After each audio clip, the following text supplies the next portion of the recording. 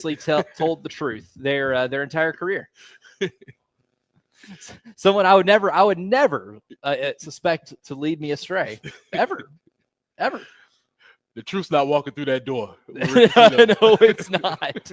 No, it's not. But the strong, offer is and that's, I assume, what it took to get South Carolina and Nike to be in cahoots. Now, the deal was going to expire January 1st, 2026, but there was a clause that allowed South Carolina to opt out of it if both parties, Under Armour and South Carolina, concluded they could not reach an agreement by June of this year.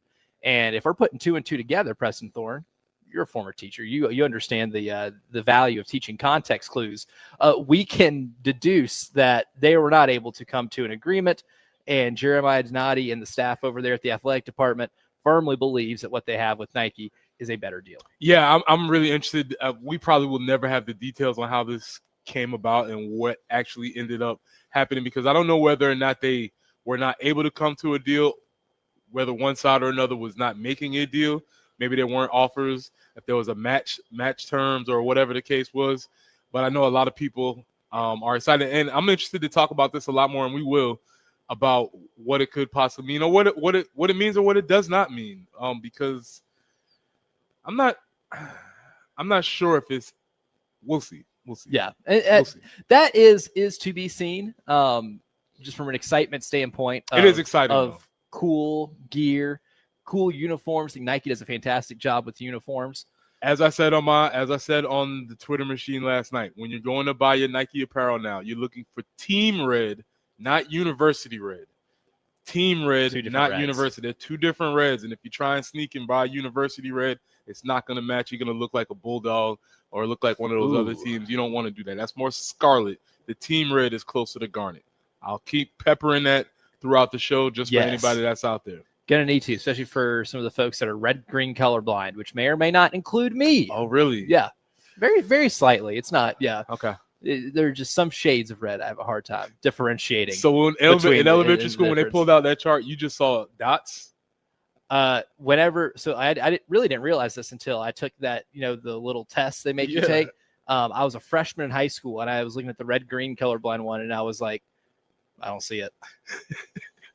and usually, and the funny thing is too, that it never really manifested itself a ton until I was in college, and I was with a group of friends, and the girl I was dating at the time, we were like, brought up like the Britney Spears, like a Britney Spears music video where she's wearing the red jumpsuit. Mm-hmm. But I referred to it as the orange jumpsuit. Everybody the record stopped. And everybody, she goes, "Did you just call it the orange jumpsuit?" I was like, yeah, is it not? Is it not? So that's when I really, when I finally believed that I might be a little bit off on the color wheel. That wasn't the only thing that happened yesterday too, and we're going to hit on this a lot today. The SEC finally deciding to adopt a 9-game conference schedule format the same way the Big Ten does, but with a plus. And this is something the Big Ten does not do. That is require everybody to play a Power 4 conference game or versus Notre Dame in the non-conference. So now with 9 conference games, that means you have 3 non-con. It will be a requirement for all teams in the Southeastern Conference to schedule one of those 3 games to be against a Power 4 opponent. Yeah, so much for all that big talk you was talking, Kurt Signetti, when you were trying to make all those offhanded quips about the SEC scheduling and how you're going to be scheduling from now on. Erroneous to begin with. Exactly. You weren't right then, and now you're definitely wrong. So, big day in the SEC yesterday. And you know what? I think that might be the revival of Carolina and Georgia rivalry, Carolina, Florida, because they will get 3 rotating three teams that will be on the schedule every single year. And I have a hunch that at least Georgia, will be one of those. So if we it's may Missouri not get... or Texas A&M, I will be mad. Yeah. They keep trying to force that one. They've been forcing that for over a decade. Well, now. Elijah, they do have trophies associated with them. So if that's one of the content criteria, you might want to book them in. What would the Missouri one? The Mayor's Cup. What would the SEC be without the Mayor's long-standing tradition of the Mayor's Cup? The Mayor's Cup. You know the funny thing with the Mayor's Cup? not special because almost every single high school football rivalry in which two teams are in the same town play, it is the Mayor's Cup. No, but you don't get it though. They're Columbia and we're Columbia. That's why because it's two. You don't get it. Oh, crazy! I didn't know that. See, That's what you're missing. The two Columbias, and they're in the SEC, the Mayor's Cup. It's funny when I was in preparation, and our high school football scoreboard show starts tonight. But I did a high school football scoreboard show in Nashville, and I loved trying to find out the nicknames for so many different rivalries. And I remember seeing it was Coffee County, Tullahoma. They're both in the same county. They played for the Mayor's Cup. I'm like, oh, that's really neat. And then I found out that like 8 other ones that were playing on that weekend alone, Preston Thorne, were also the Mayor's Cup. And it made me really mad. I said, there is a lot of work copying here, and I don't appreciate that. Yeah, so when I heard South Carolina and Missouri play for something called the Mayor's Cup, I immediately got mad. Yeah, but Columbia, man. They're like, but where is this in college? You don't have it in college. It's only replicated by almost every rivalry in the United States in high school football. For us, it'll be different. It'll be a little different. It'll be different. But I have a feeling we're still going to be stuck with Missouri every year. In a way, we might not be exempt from having to play Missouri every season. Last night, too, Irmo Little League World Series team fell just a bit short, losing 5-3. But I was looking at my man David Cloninger Twitter feed last night. He claimed that is the furthest that any team in South Carolina has ever made it in that event. Yeah, kudos to them. It was a heck of a run. Everybody got behind them, galvanized a sports watching community. So it was really, really fun for them. So everything ends. That's part of the lessons of sports, right? You win. You can win until you lose, and losing is also part of the lessons that they're learning. So congratulations to them. But an incredible run. I mean, they went. They didn't just go 0-2 and split and have a short vacation. They were there for a good time and a long time. Yeah, they were. And get to make some lifelong memories in the process. So shout out to those young fellas. I know it doesn't feel good to lose in the manner you did last night, but at the same time, you got to make a ton of history, and that is something that they should be proud of for as long as they live. And part of the themes, the planned theme at least for today, until a bunch of the news happened, because I couldn't wait until Monday, Preston Thorne. I couldn't wait to start talking game week. Ooh. Because this is technically the last show we have before it is game week. Yeah, man, we are here. We're getting into game week, much like the team. We're getting prepared. We'll be doing some different things during game week because we're no longer in camp season anymore. Camp is done. We gotta get ourselves ready and prepared. So, are we gonna go behind enemy lines a little bit today? We are. All right. Yeah, we are. Lines. We'll hear some conversation for that. Yeah, it's game week. I imagine the team will probably practice today, maybe get tomorrow off, and they'll be back on Sunday. Yeah, ready to roll. Get right back at it. I was listening to Virginia Tech's presser yesterday. We'll hear more from Brent Pry later on in this hour, but they're already on South Carolina prep. They're still working on a few things, but that was like their first question. And one thing I did notice too, if you want to talk about something that just means more in the SEC, Shane Beamer talks for 30 minutes in his press conference. Brent Pry's went 10. Dominating the time of possession in press conferences. Yeah, eating it up in time of possession when it comes to press conferences by nearly 3 times, Preston Thorne. 3 times longer was South Carolina's weekly presser than Virginia Tech. Virginia Tech's already preparing for South Carolina. South Carolina is preparing for Virginia Tech. We are only 9 days away until toe meets leather in Atlanta. We'll take a quick break, but when we come back, we'll continue our discussion on one of the 2 big pieces of news in South Carolina football land, and that is bye-bye Under Armour, hello Nike. We'll continue to talk about what exactly this means for the athletic department moving forward as you're listening to the early game live from Charwood.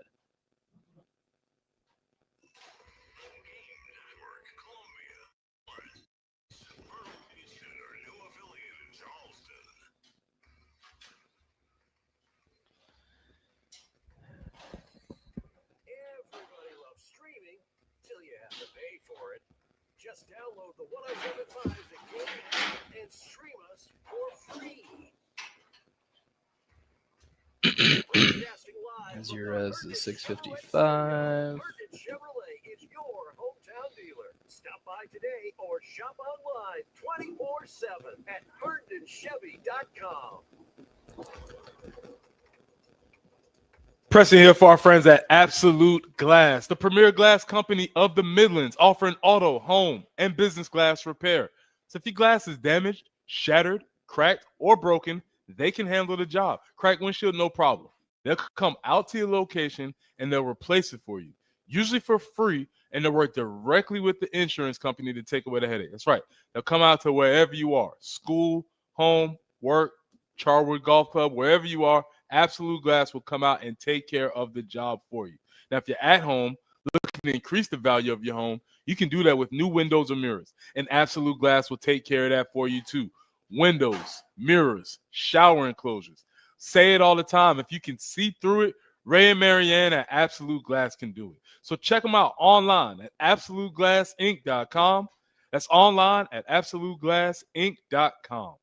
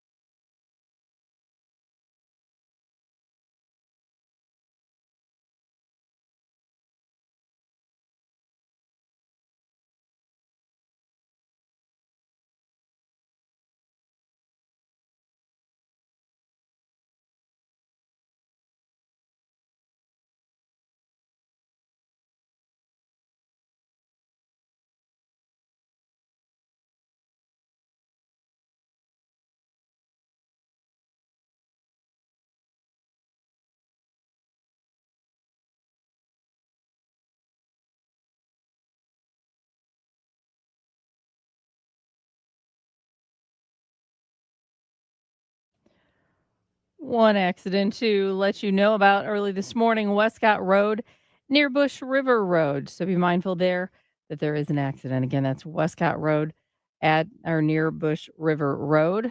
Be careful out there. A little bit of water on the highways. We are looking for a high today of about 79. Could see some light rain this morning, maybe some scattered thunderstorms for this afternoon. And again, high of 79. Some clouds tomorrow, 81. And on Sunday, looking for partly cloudy conditions, 87 for the high. Right now, though, we are sitting at 73 with a few showers across the Midlands.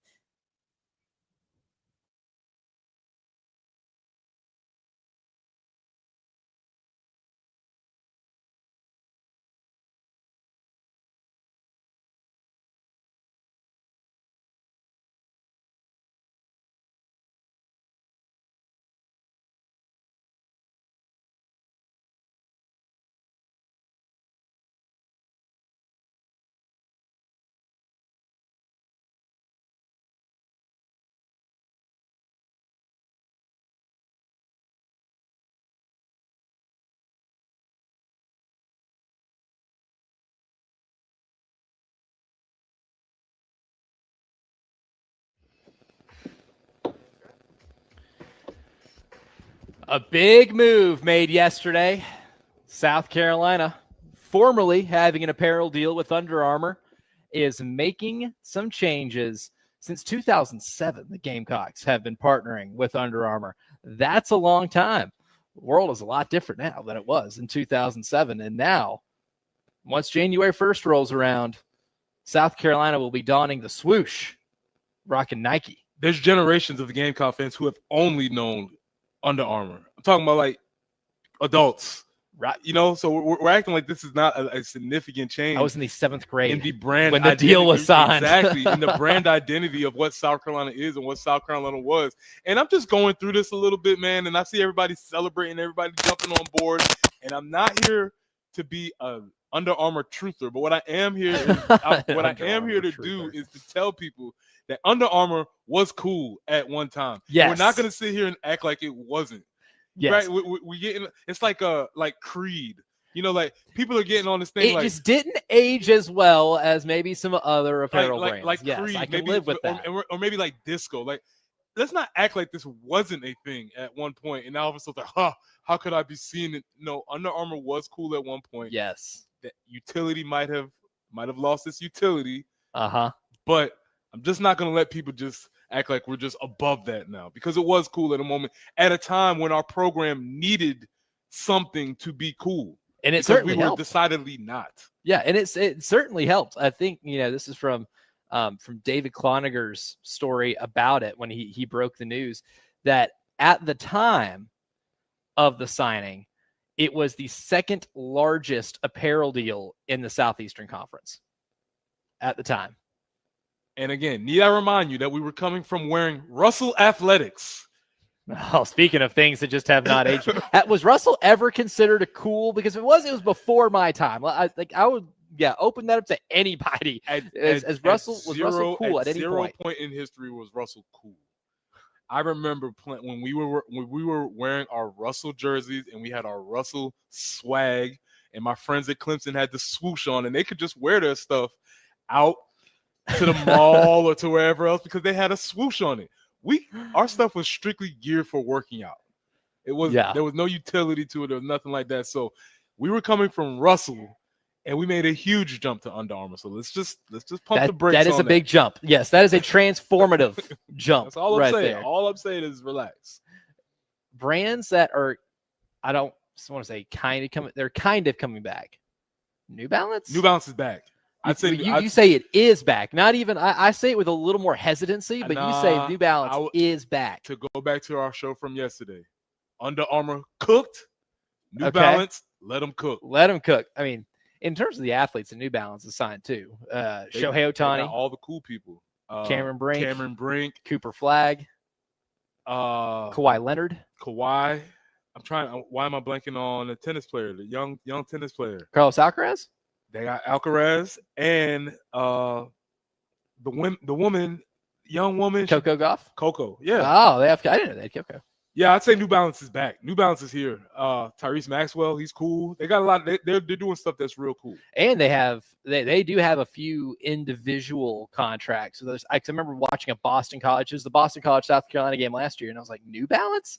Mm-hmm. Like that's not something I expected. But for South Carolina, this could be a pretty significant development. Maybe just not in terms of the raw deal, right? You might not make as much. I have yet to see any. I've yet to see any specific terms of what the deal with Nike is and will be.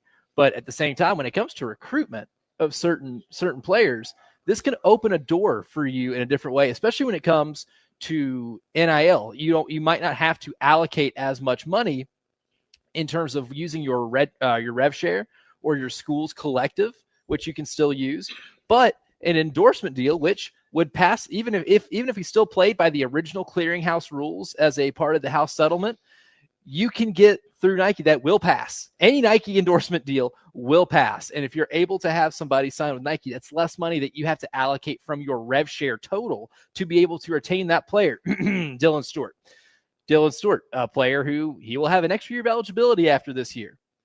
And if I'm South Carolina, I am negotiating what that deal next year will be. As of today, I would not wait. I did yesterday, the day before, and many days before, right?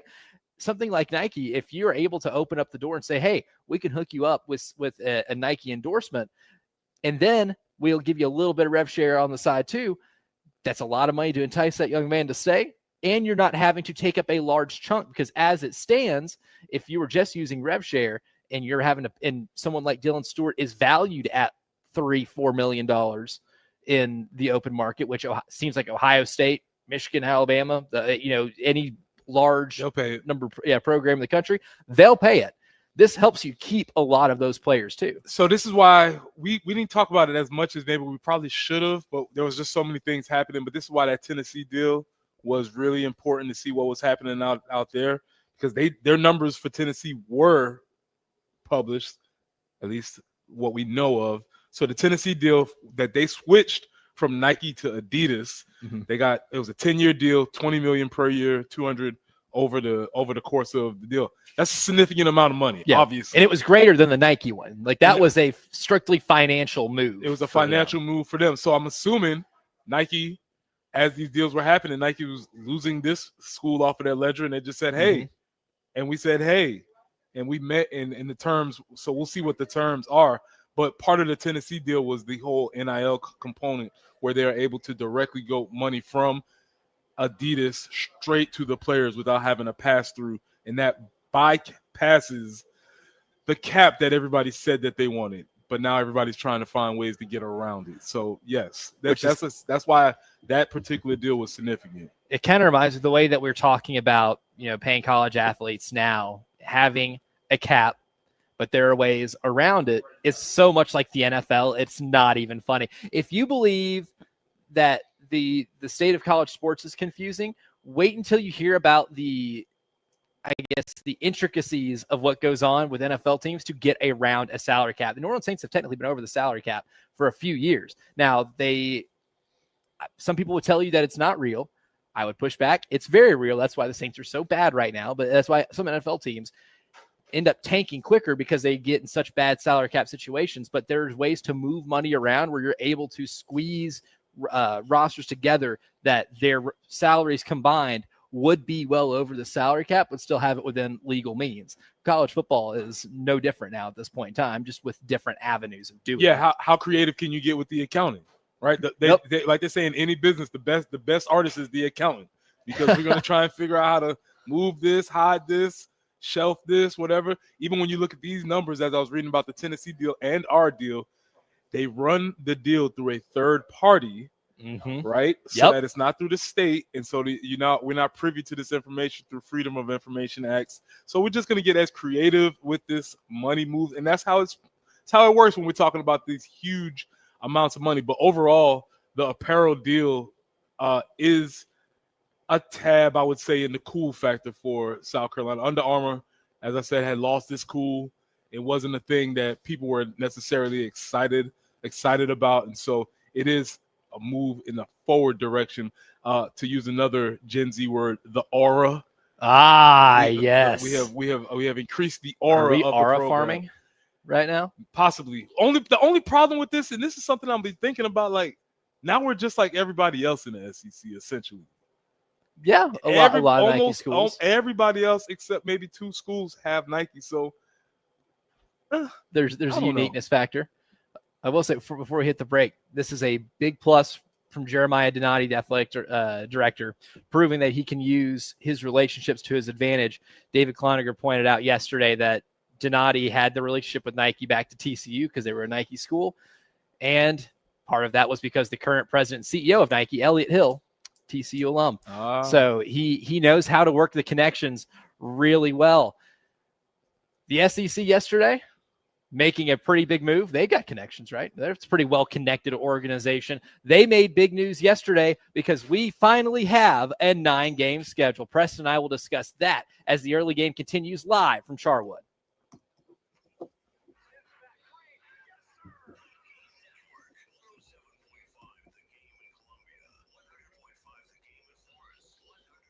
Potatoes.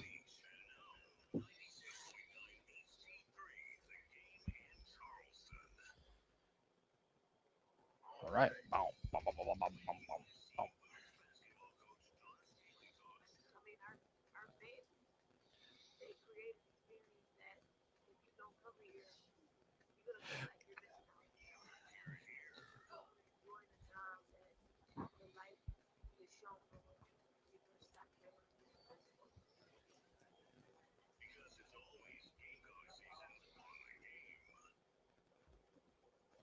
Preston here for our friends at Cato's Power Equipment. Cato's Power Equipment has been family owned and serving the Midlands since 1983. That's over 40 years. That's a long time.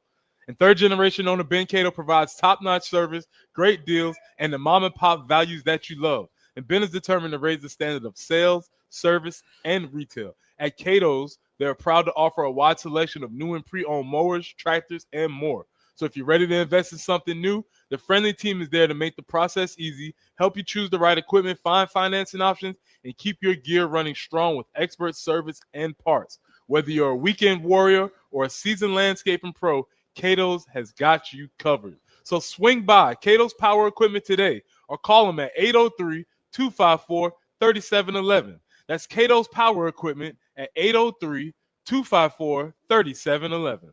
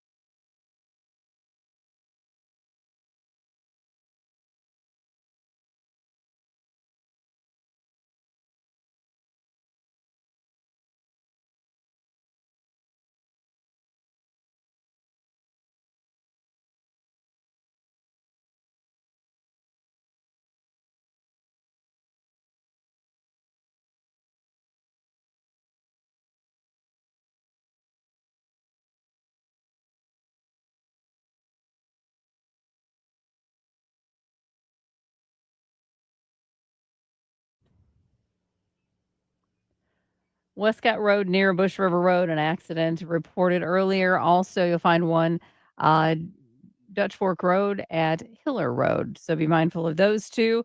And a little bit of water on the highways. Water is a hard word apparently for me.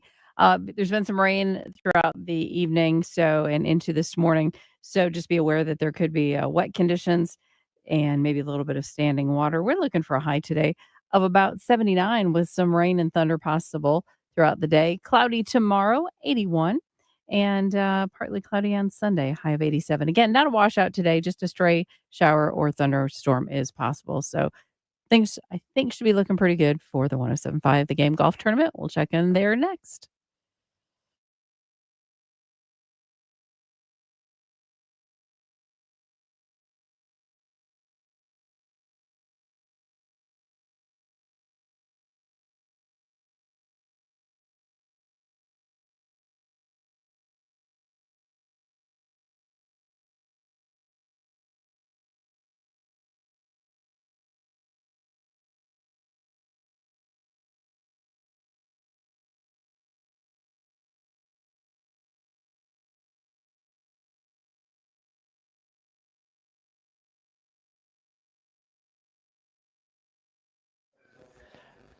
We are live here at Charwood for the 2025 Game Summer Golf Classic.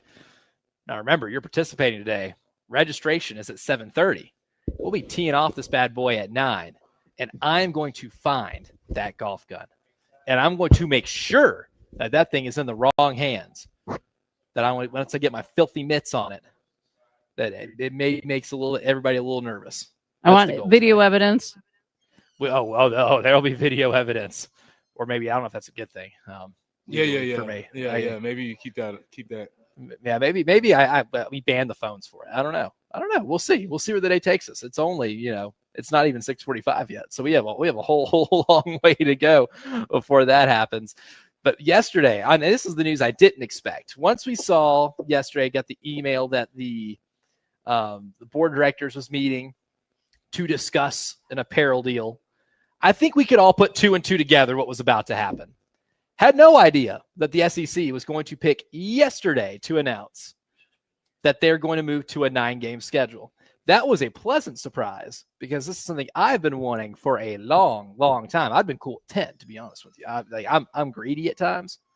Everybody's got a little greed in them, and I would have loved to have seen 10. But I think 9 is a great step in the right direction in terms of, creating more high-profile games, making the regular season better, making your conference better, and by finding out a true champion, because we were one half of football away last year, Preston Thorne, from a 3-loss Texas A&M team playing in the college football playoff and potentially bid stealing from another team in the league.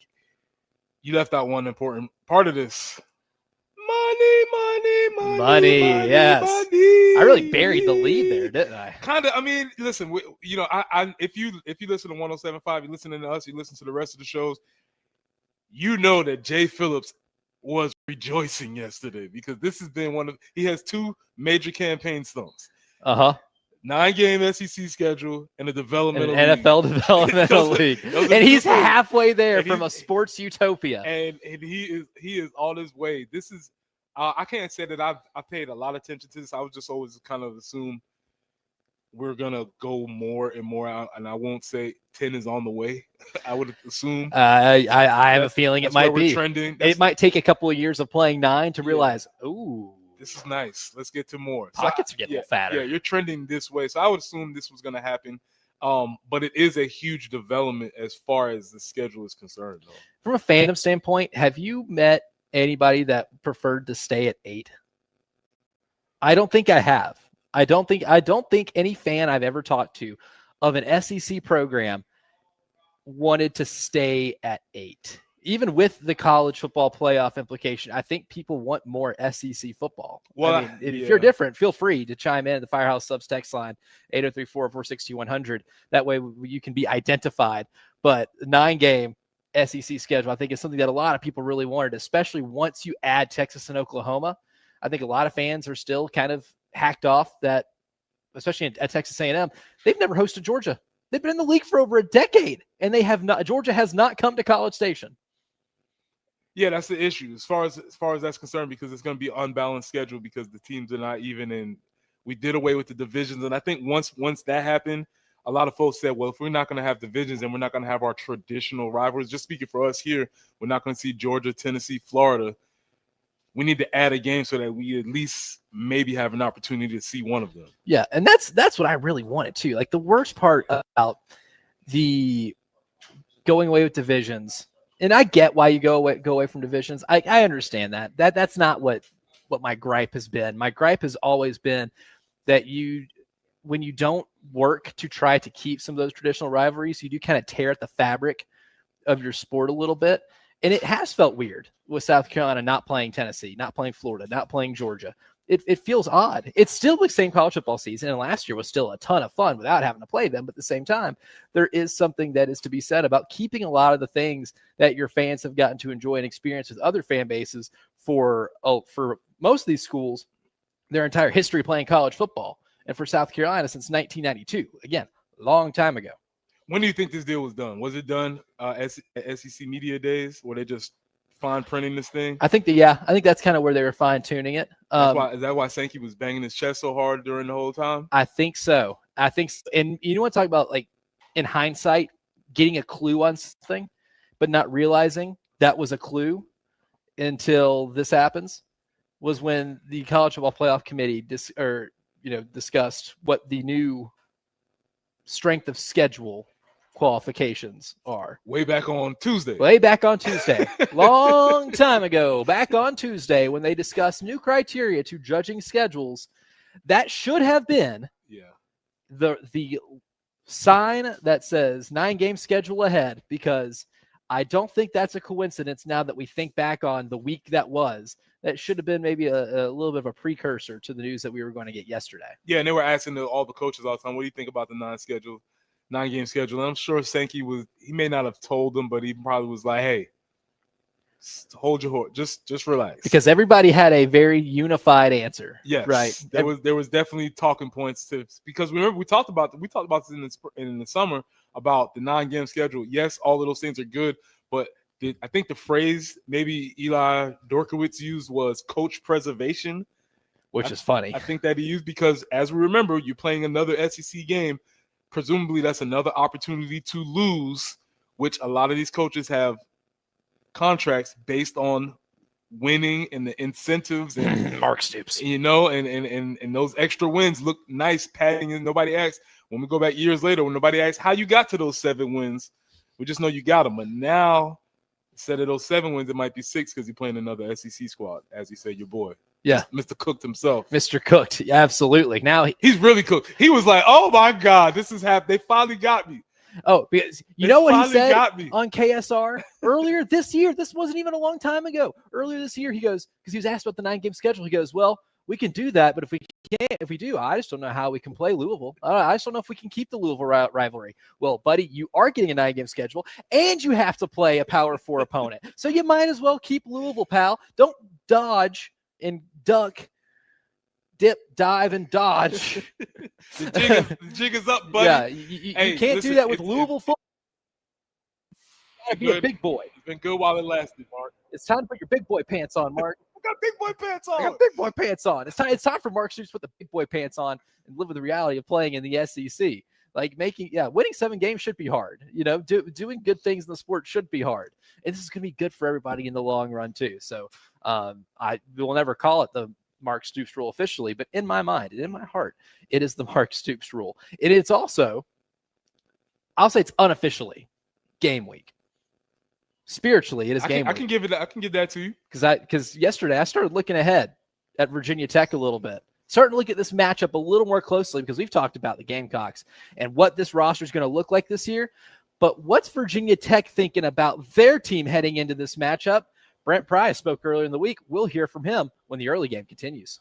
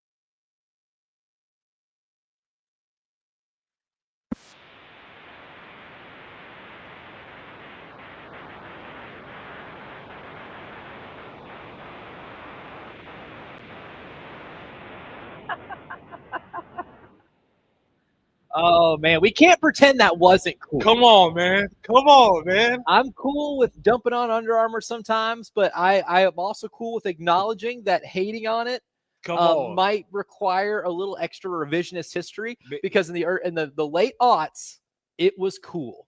Click, clack.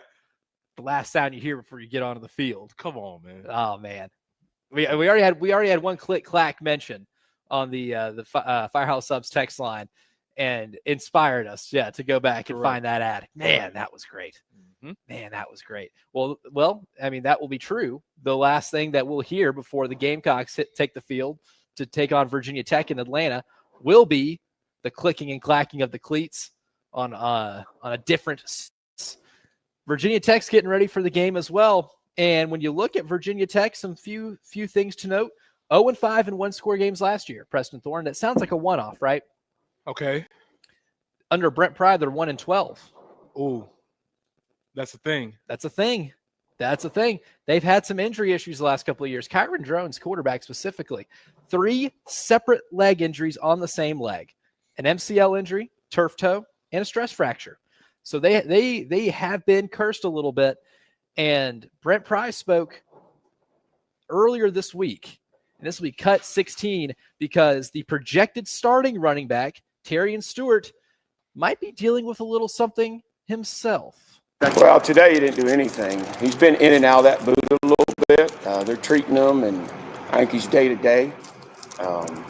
He's had some good work this camp. I wish he'd had a few better days, and hopefully that can happen here, over the next couple. But, so we'll see. Yeah, it doesn't sound good. That's a guy who ran for almost 900 yards last year. Terrion Stewart played 4 years at Bowling Green State, and he has amassed over 2,300 yards in his career. He was projected to be the starter for Virginia Tech. One thing I just realized is that I knew I probably couldn't pick Brett Pry out of a lineup, but also did not think that his voice sounded like that. Oh, he's got quite the accent. I did not. That caught me a little bit off guard. I guess what I'm saying is I have no idea who Brett Pry is. But you can put that on the bulletin board or whatever. That being said, it's never a good thing to be in and out of a boot. No, as a running back. That is bad. Any position, but especially at the running back position. Yeah, we got to keep our tabs on that. Yeah, that's certainly something to monitor because he was expected to play a pretty big role for them this season. And you said he's a transfer from Bowling Green? Bowling Green State, yep. So, again, a guy who's played a lot of college football. This is his 5th year playing college football. Almost 900 yards last year. He's one of the old dudes, if you will. Another thing to look at for Virginia Tech, too, they have a lot of transfer portal-laden position groups. Running back is one of them. Defensive line is one of them. They had some dudes in the transfer portal on the defensive line. But the biggest question mark may be the offensive line. And he was asked about the offensive line room. This will be cut 19 and what they're looking like going into the opener. Those are key guys to it. Those 2 guys are experienced. Muskrat's a 6-year guy. We know what Brody Meadows brings. He's played a ton of snaps here. Then we got a bunch of redshirt freshmen and Hannes Hammer that are getting better. They're just not where those guys are yet. But, I just challenged them today. Keep getting better every week. Let's see where you can get, It's a good group and a talented group. They're just young. Talented group, just young. And they do have a player named Hannes Hammer. Hummus? I think it's Hammes. Okay. All right. Let me check. Hannes Hammer. Hammer. I'm going to check into that. Again, listen, they can get better week by week. That's cool. We don't play them week by week. We play them week 1. Playing week 1. Right. So if they're not good now, that is an encouraging sign for me hearing that as a DC or as a D lineman or whoever you want to put it. Because, yeah, sure, they can get better week by week. That's fine. Let them do it. That has nothing to do with us. None. I hope you're great in week 10. That's cool. But now, week 1, if you're not and you haven't been, that's encouraging news for me to hear. That is why I wrote down and underlined when I was watching this press conference yesterday. Talented group, just young. Is that coach speak for? We might not start off on the right foot. Yeah, that's not what you want to hear going into week 1. And going into a game where you're going to have to stay in front of Dylan Stewart. Yeah, Is this a game Dylan Stewart eats? very possibly. Very, very possible. I would imagine they're conforming their offensive game plan to help out some of those talented but young. Again, we had a talented but young guy, Josiah Thompson, last year. Maybe the most talented. Yeah. But talent doesn't beat young. There's early. a learning curve. Correct. It's every offensive line. Caden Proctor, a guy who I guarantee you will be a top 5 pick in the NFL draft whenever he's eligible, had some learning curves his freshman year. A lot of these guys, Virginia Tech, have a tall task ahead of them. Second hour coming up. We're going to put the Bill Parcells NFL readiness criteria to SEC quarterbacks, the early game morning meeting, and the debut of Professor P. That's next in hour number 2. Broadcasting live from the Herndon Chevrolet studio. Herndon Chevrolet is your hometown dealer. Stop by today or shop online 24/7 at HerndonChevy.com. If you guys are anything like me, you love a good deal. And right now, for a limited time, so don't wait, you can get a free hallway cleaned with 3 rooms of carpet for only $129 with my friends at Zero Res. It's time to get that home refreshed and cleaned for the fall, because the fall is vastly approaching. Football season is already here. We had some high school games last night, and when the kids come home, they're going to come home a little dirtier than usual. So go ahead and get the home refreshed and cleaned with Zero Res, because Zero Res provides a non-toxic patented cleaning process that is safe for people, pets, and the planet, environmentally friendly. Their patented zero water leaves zero residue behind, hence the name Zero Res, leaving your surfaces cleaner and longer. So again, get a free hallway clean with 3 rooms of carpet, only $129, and ask about the commercial cleaning services too. 803-262-4020, or you can easily schedule online at ZeroResColumbia.com.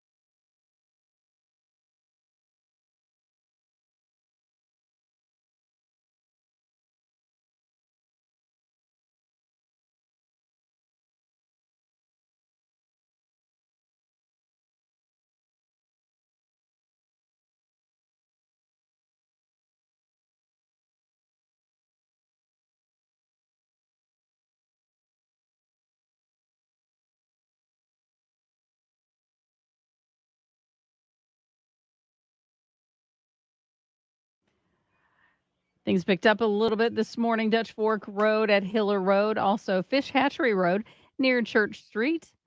I-26 westbound before Highway 21. That would be exit 119. And then we do have a report of an accident Westcott near Bush River Road. Your forecast for today, just a chance of a stray shower or thunderstorm. Certainly not any kind of a washout. High of 79, cloudy, 81 for the high, and tomorrow, and partly cloudy on Sunday. Looking for a high of about 87 right now. We are sitting at a very comfortable, and I would assume it's comfortable for the guys out there as well. Of course, I think they're sitting indoors at the golf tournament right now. but we're sitting at currently 73.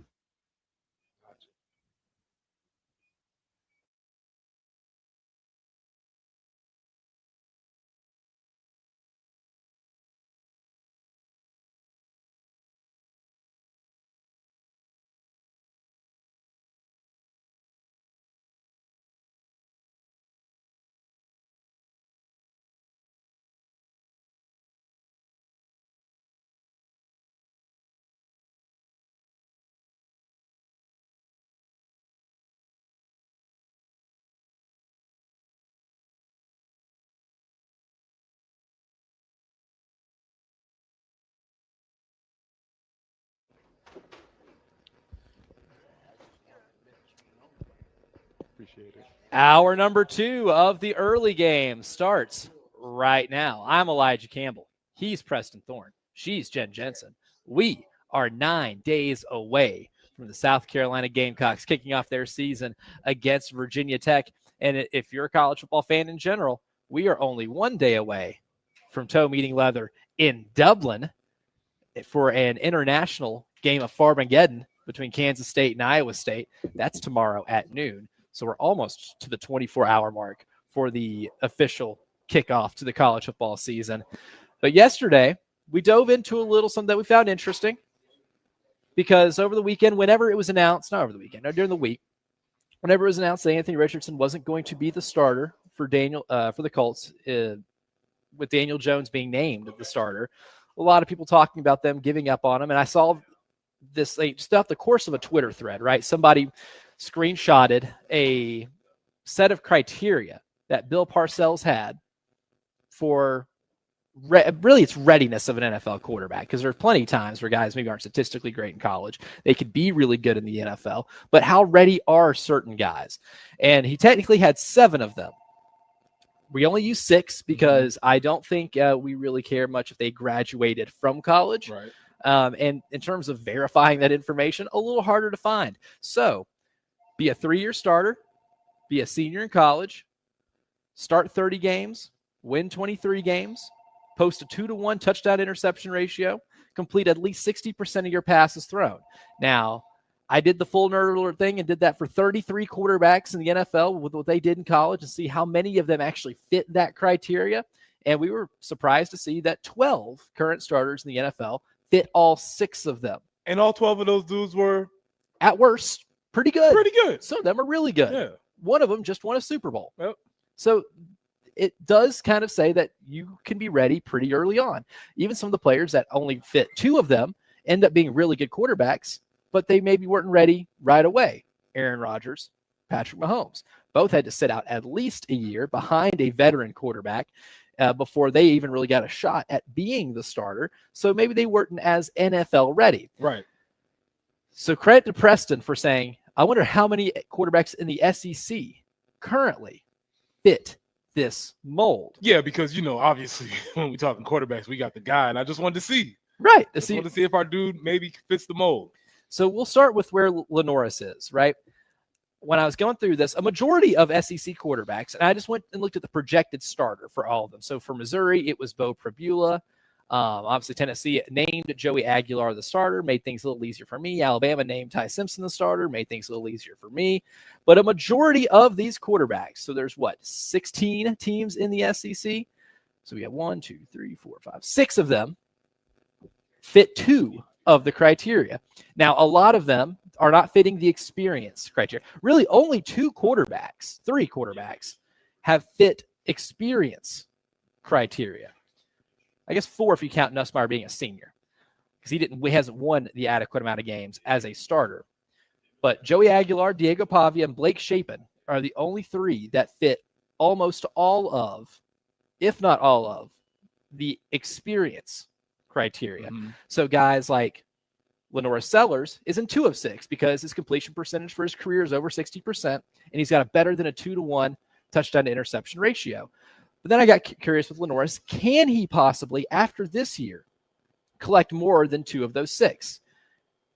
Even if they make the college football playoff and go all the way to the national championship game, he will still be shy of 30 starts. Yeah, we said he needed 16, Yes. right, or something like that. Yep, he'll be just shy Just short of 30 starts, and with the obvious 15 that we win this year. Exactly. Right. And if they win 15 games, and that will put him at 27 wins, and then he can get to 30. And that will put him as the first pick in the draft. That would. That would absolutely. He would be do number it. one. Yeah. None of this would actually matter if that ended up happening. He could fit none of them, and I guess if they did that and look good doing it, he would be the number one pick in the draft. They would make him the number one pick.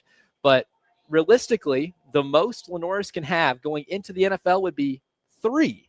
And then in terms of what the precedent of that with guys that are still in the NFL or quarterbacking in the NFL right now, Jordan Love, J.J. McCarthy, Bryce Young, Matt Stafford. Some of those guys, pretty good. Matt Stafford's had a really good career. Hall of Fame, real quick, aside. Yes. Okay. All right. Firm believer Okay. that Matt Stafford, Okay. Hall of Famer. Continue. After he won that Super Bowl, I said, I've seen enough. All right. I have seen enough from that man. But there is a pathway for him to be, and if you look at the readiness level, some of them, Jordan Love had to sit out how many years before being named the starter? 3? It's two or three. Yeah, I think it was the 2020 NFL draft was when they took him. But J.J. McCarthy didn't play last year, and that may be for the betterment of his development. Mhm. And then Bryce Young, who clearly wasn't ready year one, but made some strides. You could see the difference in Bryce Young at the end of the season when he sat, got a chance to take a breath, figure out what was happening, and then he came back last year and he was on the upswing for sure. And he looked a whole lot better. Mhm. So Lenoris, one of those guys that if we're just talking about like what's looking at the future, right? I know we haven't even started this year yet, but out of curiosity, because we talked about this yesterday, wanted to look at how maybe some of these SEC quarterbacks are when it comes to projecting them to the next level. How ready are they right now? If they were drafted right now, how ready would they be compared to other quarterbacks that are in the league? Would you like to take a swing at who the two guys, nobody is a perfect 6 for 6. Okay. But there are 2 quarterbacks in the SEC that are 5 of 6. Hint, they are in the same state. I mean, I think of 2 schools in the same state, Mississippi and Mississippi State, but I don't. Now you're close to Mississippi State because Blake Shapen is in 4 of them, and he is the only SEC quarterback to fit 4 of that criteria. But Joey Aguilar has played a lot of football. Oh, yeah. That's an experience thing. And Diego Pavia. Again, mostly an experience thing. And the fact that they complete more than 60% of their passes. And they have a better than 2-to-1 touchdown interception ratio. And they've won a lot of games in their previous stops. So obviously the thing with Diego Pavia is that he has all of those, the Bill Parcells criteria, but then Bill Parcells would look at him and say, where's the rest of you? Yeah, right? He's like, why are you so small? Yeah, so that's cool. I'm glad you got all these criteria, but if you don't have these tangible things that we look at as an NFL quarterback, even today when we're starting to take smaller quarterbacks, you mentioned Bryce Young, you mentioned some of these guys who are not the statues that we had at one time. Diego Pavia is beneath that. Yeah, right. So we'll see what that means for him. And what this tells us too, it's almost like any stat or any type of philosophy like this, right? It's not a catch-all. Right. It's a good guide. It's a good guide to see for the guys who are NFL talented to see if they would be ready right away. Maybe not a great indicator of who will be a better NFL player because if you say, Elijah, who would you rather have to go into the season, Lenoris Sellers or Joey Aguilar? Duh, give me Lenoris. Lenoris Sellers, Diego Pavia. Duh, give me Lenoris Sellers. Lenoris Sellers versus anybody on this list. I mean, I've voted Lenoris to be the number 1 quarterback in the SEC in my at media days this year. And it's for a reason, because I think he's the best quarterback in the league. He's just only been a starter for 1 year. So underneath this type of scope, he might not rank as high solely because this is more of a NFL readiness, but also you have to be married with NFL talent because Danny Warfel, great college quarterback. Tim Tebow, great college quarterback. They're not good NFL quarterbacks. They would have fit every single one of these criteria. Yeah, right. And so when you look at these criteria, you broke them down in these 2 categories. There's experience and there's performance. And 4 of them are experience. Yeah, and that's cool. / winning. That's great. But you can't control how much experience you might have. For instance, Lenoris Sellers. He sat behind a guy who is now an NFL quarterback. He's going to he played last year, and now he's going to play this year. He's not going to get the experience criteria. What I would be more concerned with is the performance criteria. Did he meet when he was on the field, did he perform and meet these metrics? And clearly he has to that point. To the point, Anthony Richardson meant None of them. Zero. He didn't have the experience or the performance. Nope, he did not have a 60% completion So- percentage, nor was he close to a 2-to-1 interception ratio, which sometimes time can be a flat circle. You want to know who some of the zero guys are on this list? One of them is DJ Lagway. Clearly the experience. Last year's his first year as a starter in any capacity. DJ Lagway, less than 60% completion percentage. He threw 12 touchdowns, 9 picks. Okay. That gives me a different perspective. I know, yes, I do believe he saved their season last year, but maybe it was based on some other things, not necessarily these rules that were set up. That's interesting. It is. Yeah, it's certainly interesting. Really, for the college game, I realized doing this doesn't tell me a ton because after this year, a lot of these guys can change, right? And there are a couple of guys that are like 60.6% in terms of completion percentage. That can always go down, right? Touchdown interception ratio can always go down. This is just how they sit in August of 2025. The nerd part of this, though, because I forget the exact metric. What is it? Targets downfield, yards? ADOT. ADOT. Average depth of target. It's one of my favorites. Average depth of target, the ADOT, which is an absolutely dorky analytic. And it sounds dorkier than it is. However, Lenoris was at the top of the league in that, correct? One of the top in the league, incorrect? I believe he was at least closer to average. I've got my my spreadsheet pulled up here. He was Jen, please hit him with the sound, please. Anytime somebody outside, says the nerd. phrase, Get out. Go. you say the phrase, I got my spreadsheet pulled up here. You are certified. I knew as soon as that sentence left my mouth that I was in for it. That I was absolutely in for it. Lenoir's actually in the lower end last year. Okay. All right. So that would be something I would look at. The bottom half of the Okay. SEC. His average at the target was a little over 8.5. So that's a nerd analytic I yards. would look at because completion percentage is great, but if you're throwing all your balls at or behind the line of scrimmage, I need to know what's going on. And that's definitely one of those things. Diego Pavia, we might think as having a lower one, is actually closer to 10. And I think that might be virtue of them throwing less in total, but a higher percentage of his throws. 10% of his throws, or not 10%, a higher percentage of them going maybe a little further down the field. So Diego Pavia is an interesting one. Obviously, I don't think him or Joey Aguilar are NFL quarterbacks. I firmly believe Joey Aguilar might not be the quarterback for Tennessee once we get into week 6 or 7 of the season, because I believe that the best quarterback on that roster is their third stringer. But in terms of experience, those are the two most experienced guys, and Diego Pavia is like 30, so he should have been fitting all those experience criteria. Yeah, absolutely. He has played a lot of college football. And that one thing doing this did teach me a little bit was that there are a lot of dudes who have played a ton of college football, but the more talented quarterbacks in this league are in year 1 or year 2 of starting, which makes it an interesting dynamic than we've had so far in the last few years in the SEC. Now that some of the super seniors are kind of leaving, the COVID seniors, now you have the Pavia rule seniors, which will only last a year or so. And then we'll get to where it's kind of a younger game and maybe a little more parity across the board in college football.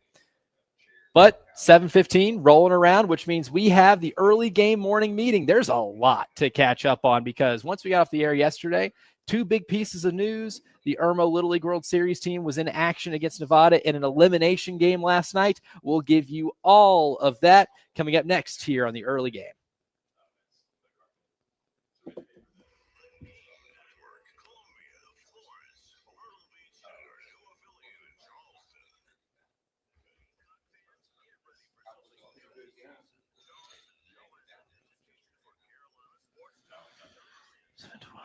State.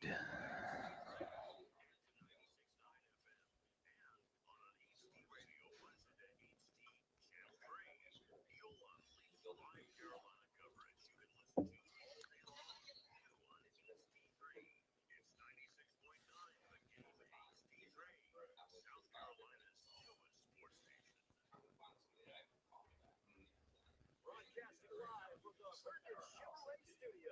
Herndon Chevrolet is your hometown dealer. Stop by today or shop online 24/7 at HerndonChevy.com.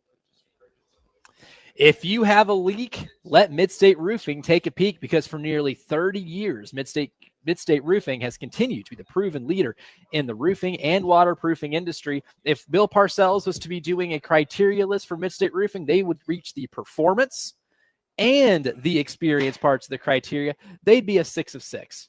Just like Jalen Hurts, who just won a Super Bowl. Doesn't matter if it's high-rise to hospitals, manufacturing to industrial, Midstate Roofing designs and installs bonded systems. They protective guarantee, capital G, that will keep your operation dry and running long into the future, 24 hours a day, 7 days a week. And the best part is you can protect that roof, the thing that protects your building, with a maintenance contract. So give them a call today, 803-356-1919, or hit them up online at midstateroofing.com, where you can also speak to a technician after hours. Again, 803-356-1919, or online at midstateroofing.com.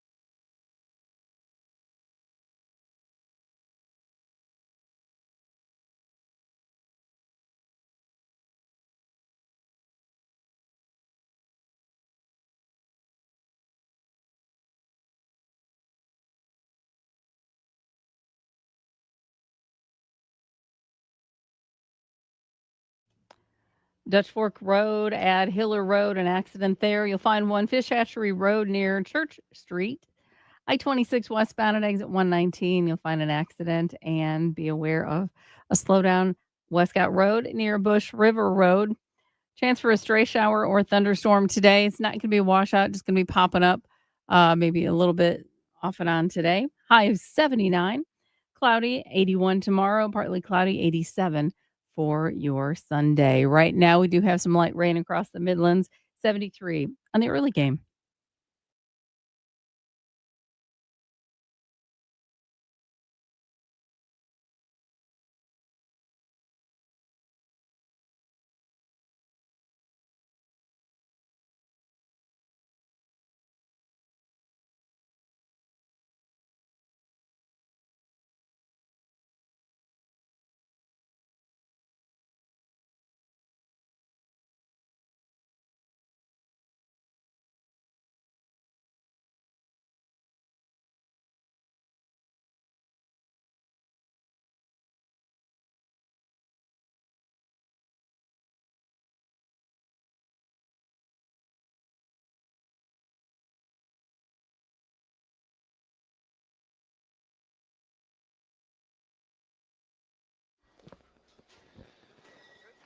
All right. It's a little past 7:15, which means it's time for us to get you caught up on everything that happened yesterday, because there was a lot that happened yesterday, especially when we went off the air. And we'll go ahead and start that by kicking off the early game morning meeting. Good morning. Repeat after me. Today will be an awesome day. Let's go. Of course it will. It's Friday. Good morning, great day. Today will be an awesome day. Good morning, great day. Yes, it will. Today will It's be Friday. an awesome day. Ah, yes, it's Friday. How could it not be an awesome day? Woo, you made it. It's not like the first Carolina football Friday, but it is a football Friday because there's high school football tonight, which you can hear all the scores if you need to get caught up here on these very airwaves, because tonight, starting at 7 o'clock, Justin Hall and I will be doing the high school football scoreboard show, the first one of the year. We had some games last night, and our man Lou Bajak will tell us about those at 8:30. So those are some announcements, if you will. But in terms of the news, let's start off with what happened in chronological order. Okay. Goodbye, Under Armour. Out of here. Hello, Nike. We will not protect this house anymore. No, we will not The protect house the is left unprotected. Yes, it is susceptible to invasion. Yes. So if you've been part of the conversation, what's just wild about this is we've been in Under Armour school since 2007. That's a long time ago. Again, Almost Elijah, 20 years. you said you were how old? I was 12 years old. Yes. In the seventh grade. That was a long time ago. They re-upped this deal in 2016. And I remember when that happened in 2016, it was like, yeah, it's a 10-year deal. And I'm like, 2026, that's the a future. long way away. That's the future. We'd never get there. The future is now. Here we are. And so there was a little clause in the contract. Jeremiah did not work his magic, and we are officially a Nike school. I'm very excited just to see what the new uniforms, anything like that's going to look like, because that will change a little bit. And in terms of how this benefits the athletic department, we'll start with football first. Where do you see this kind of benefiting the football program the most, even if the contract isn't for as much money as, say, the Under Armour, if it is not, because we don't know the particulars? Well, you have to get into this is when you get pretty granular and into the nuances. But if you look at the Tennessee deal that they just did with Adidas, they left Nike to go to Adidas, and with that deal, they were able to Adidas is able to directly pay players under the auspices of NIL. So now they are representing the brand for themselves through NIL. And that's a way to sort of circumvent the soft cap of the house settlement, which could be really big here for this football program, because there is one edge rusher who is going to be one of the elite NFL draft prospects for the 2027 NFL draft. He still has to play one more year of college football. I think we'd all like to see him play that final year of college football here in South Carolina. And I think one of the only ways to do so would be by getting some help from a brand like Nike that can do something very similar to what Adidas is doing with Tennessee. So if you have your Under Armour polos, they are instantly vintage now. Yep, like the one you were wearing right here. I have on a vintage Under Armour polo right now. Take it straight to eBay. You can say it's a relic. Yes, not making these anymore is a thing, and we can get this on the secondhand market. And the other big piece of news that came out yesterday, the SEC been playing an 8-game schedule for a long time.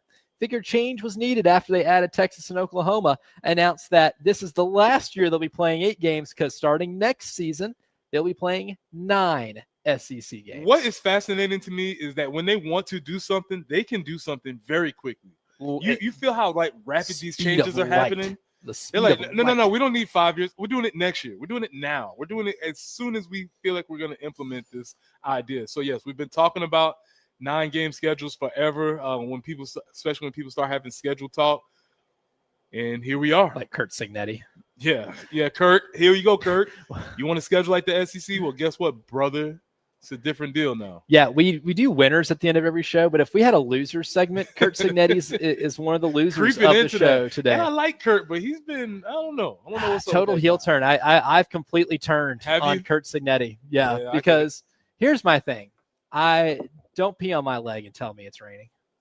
Don't tell me you're adopting an SEC scheduling model, which the SEC already mandates that you play a Power 4 opponent. The news with the SEC doing that for the 9-game schedule is that they are keeping that mandate, not that they are now just enforcing it, right? They are keeping that mandate. The Big Ten doesn't have that mandate. I mean, maybe the toughest game Indiana's going to play in non-conference in the next few years will be dependent on how good Howard is in 2027, right? Shout out to the Bisons. Shout out to the Bisons. Yeah, the Fighting Thon Makers. Sometimes a pretty solid basketball program from time to time.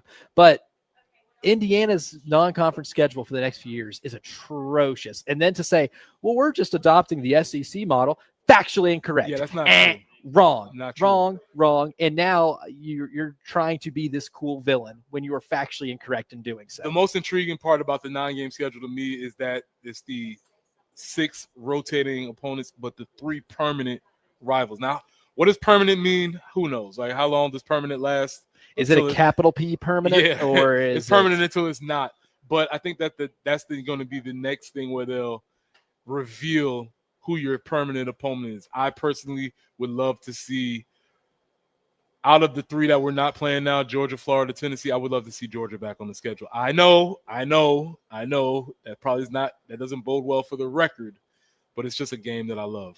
I think, it's a great rivalry, you know? I mean, geographically, it makes perfect sense. That's one of the best parts about college football for the longest time is that the rivalries made sense geographically. If I had to guess right now, the 3 permanent opponents, I will say Georgia, Florida, Kentucky. Because somebody's got to be Kentucky's permanent rival. And I think they'll give Tennessee Kentucky. And I have a feeling they'll give Tennessee Vanderbilt too. So that will open up Georgia to be free for somebody and Florida to be free for somebody. So the Mayor's Cup is not going to be a permanent rival? It should not. I'll tell you right now, it should not. It should not. It absolutely should not. Can we get the Mayor's Cup once every 3 years? We'd be cool with that. That makes it even more special. Then it makes it special. And then that will give you time to get a new trophy because that one looks like they bought it out of Hobby Lobby. When you lose the Mayor's Cup, you have to change the name of your city. That's what it should be. Have some stakes to this. Right? Outside of the football season, have some after the game. Stakes nobody in your town can refer to their town as Columbia if you lose. Nope. The only Columbia will be in the state in which that won that game. We fixed it. There it is. You find you another name. Yep. Last bit of news here for the early game morning meeting. The Irmo Little League World Series team. The run comes to an end. They lose to the team from Las Vegas last night, 5-3. A tough loss, but they battled hard. They took a lead going into, I believe, it was the 6th inning, and wasn't able to hold off that Las Vegas team. Who, I mean, that's a team that the only team to beat Irmo in this entire thing. I wouldn't be surprised if Las Vegas ends up beating that team in Connecticut twice. Wouldn't be surprised. Yeah, I mean they're playing well. We'll see how it goes. When is the final for this? Do you know? The final, the entire event, Sunday. Chinese Taipei will be in it.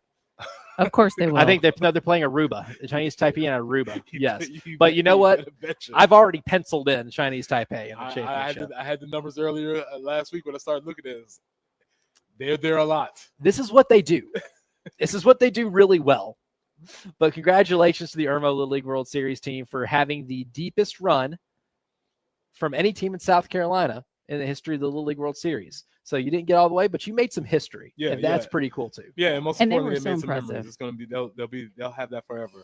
Yeah, they were awesome. Great squad, man. Great team, great coaching. Everybody should be very proud of those young folks. Yeah, they absolutely should. So everything to be proud of with the run that they had in Williamsport. That was the early game morning meeting. Coming up next, we'll debut, sticking to the school theme here, Professor P. What's the lesson that Preston has in store for us today? You'll find out coming up next here on the early game.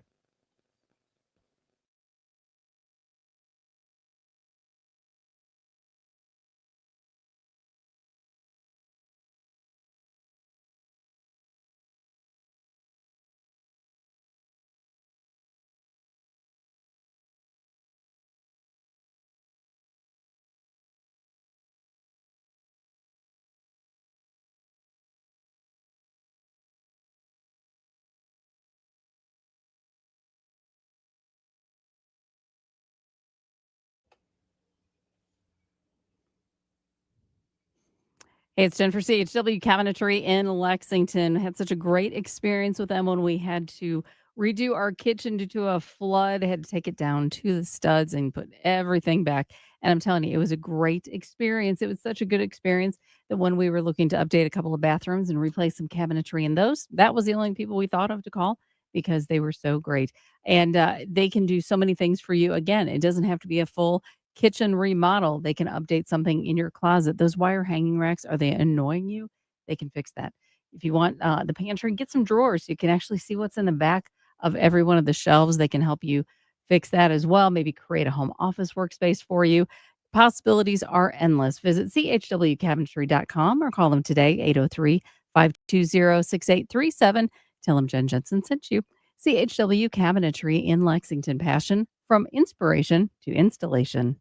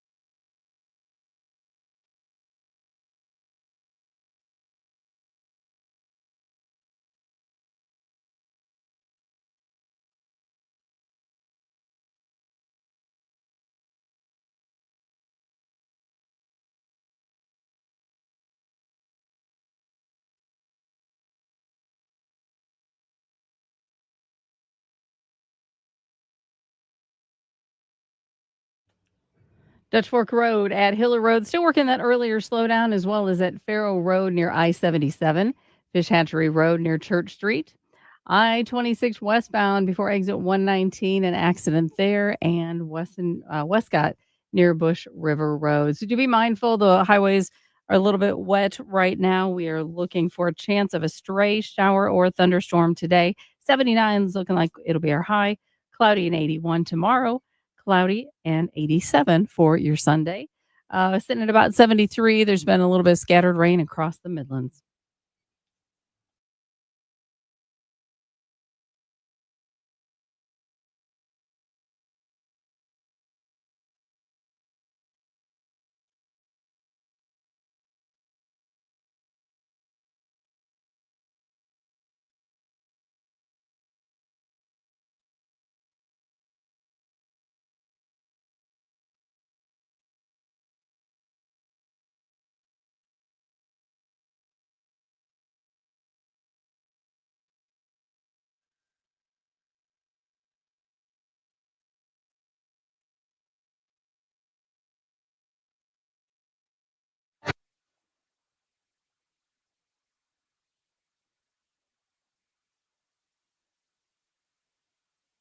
We may be at Charwood Golf Club here for the Game Summer Golf Classic, sponsored by Trigger Servers, formerly the Nest of Vista.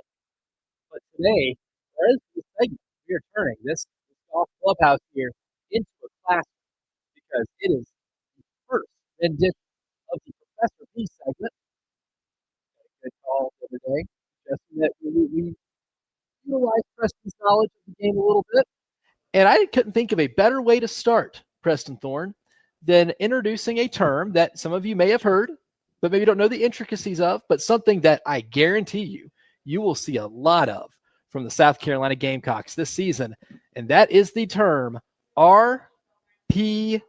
RPO. Jen, drop the music, please. It's the sport of kings, better than diamond rings. Football, Wildcats. Football, Wildcats. Football, Wildcats. Football. Football. Here we go. Yeah. First segment of Professor P. We're going to start with RPO. You hear this name, you'll hear this phrase, you'll hear it over and over again. So what does it stand for? Run, pass, option. Every single word of that acronym is extremely important. The run, the pass, and the option. If we start from the end, let's start with the option. What an RPO is it gives you the option on any given offensive play to either run a run or to throw a pass. Henceforth, the option. It's a continuation of the old school option game where offensive coaches have continued to innovate. The most important thing to understand about offensive innovation is that it trickles up. It goes from high school to college, then it eventually gets to the NFL. And the reason why high school coaches are so innovative is because they usually do not have talent at all these different places. They have to be. So Because they have to be. Limitation leads to innovation. So often, reason why you get these option plays is because oftentimes you may not have an offensive line that can block straight up run plays, or you may not have a receiver that can catch straight up passes, or whatever the case is. So offensive coaches have gone into the labs and created the RPO as a play. Now, there's two important players that are part of the RPO. There's an important player on the offense, an important player on the defense. The offensive player that's the most important is the quarterback. The decision maker. The decision maker. Oftentimes, what you'll see, and you'll relate to this, they refer to the quarterback as the point guard of the RPO. He's making the choices of whether or not he's going to make it a run play where he has a give, where oftentimes he'll put into the mesh, which is another term we'll get to, or he will pull it and throw the pass to a wide receiver who is oftentimes running a slant or a bubble, which are all words that we will get to eventually. Now, the other most important player is the player on defense. This is often known as the conflict player. Ooh. What does conflict mean? Is a player that you want to put in conflict. Oftentimes on option plays, you will have a player that's unblocked, right? And you want to put this player in a conflict. What is his conflict? Do I stay or do I go? Do I come to the line of scrimmage and press the run, or do I stay back in pass coverage and play the pass? It's the clash player. The clash player, exactly. Yeah. Do I stay or do I go? That's what you want to be doing. For our purposes for today in RPO 101, we'll say the clash player, the conflict player is the middle linebacker. You run the play, you give a handoff inside.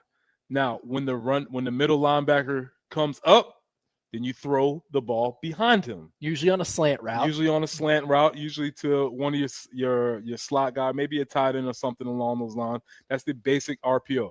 Now, if the middle linebacker stays back, now all of a sudden you run the ball to the place where he did not fill that hole.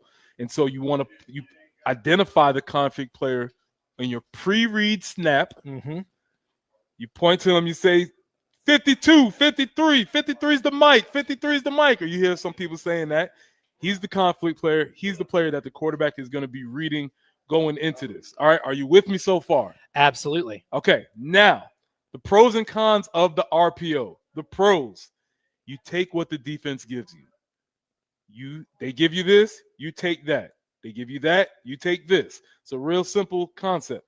You should never be wrong in an RPO play.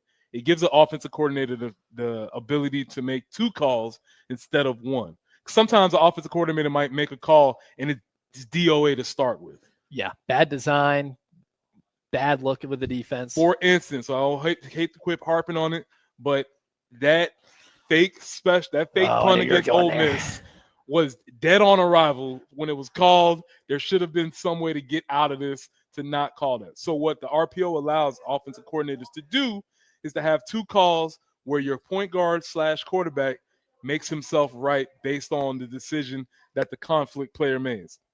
Now, what's the con of running a RPO?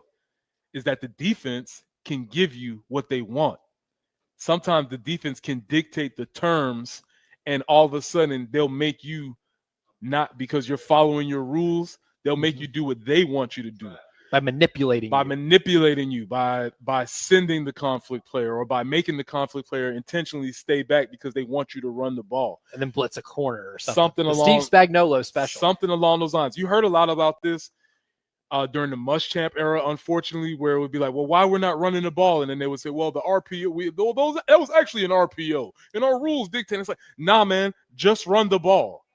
So that sometimes you get into trouble with that. Also, if you don't have a quarterback who can deal or who gets flustered or is not that great at making post snap reads, you get into a real pickle because it leads an opportunity for uncertainty. So that's the RPO game. Now, y'all know who you're taking your notes from. I'm Professor P. I have a background in defenseology.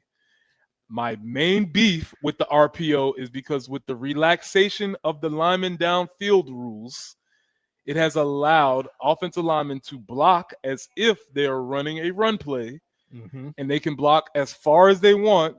Meanwhile, you're only supposed to be able to go 3 yards from the line of scrimmage. They don't call that anymore. So since they don't call it, offensive coordinators are pushing the line. Rule exploitation. Correct. Is what so that is my only beef with the RPO as a defenseologist, as a guy who is clearly biased. And so you should just know that all information coming from me is biased toward the offense. Elijah, you have a question? Yes. As a casual fan, how does one identify when a team is running an RPO? Because it might look like it, and it might not be. Maybe it's a design pass or design run. How do you know for sure it's an RPO? What is the tell? I'll tell you this. You don't want to say play action when it's an RPO, because a play action, the play is designed to have that outcome. They're faking it no matter what. No matter what. A RPO is when there should be a decision made. Because we run so many RPOs and it's generally just a part of offense now, as a fan, you may or may not know, because a lot of times, here comes another word, they'll put tags on either side of the play to make you think it's an RPO, but actually it's just an inside zone. So there's always the perpetual cat and mouse game between the offensive coordinator and the defensive coordinator. Is this a run? Is this an RPO? Is this an actual pass?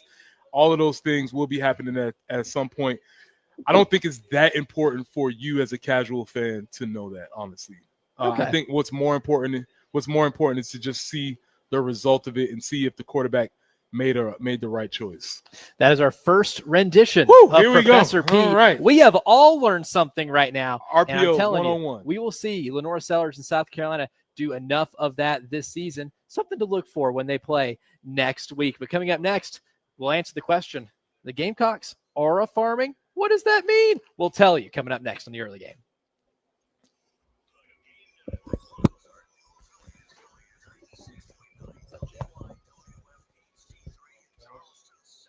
How you doing, sir?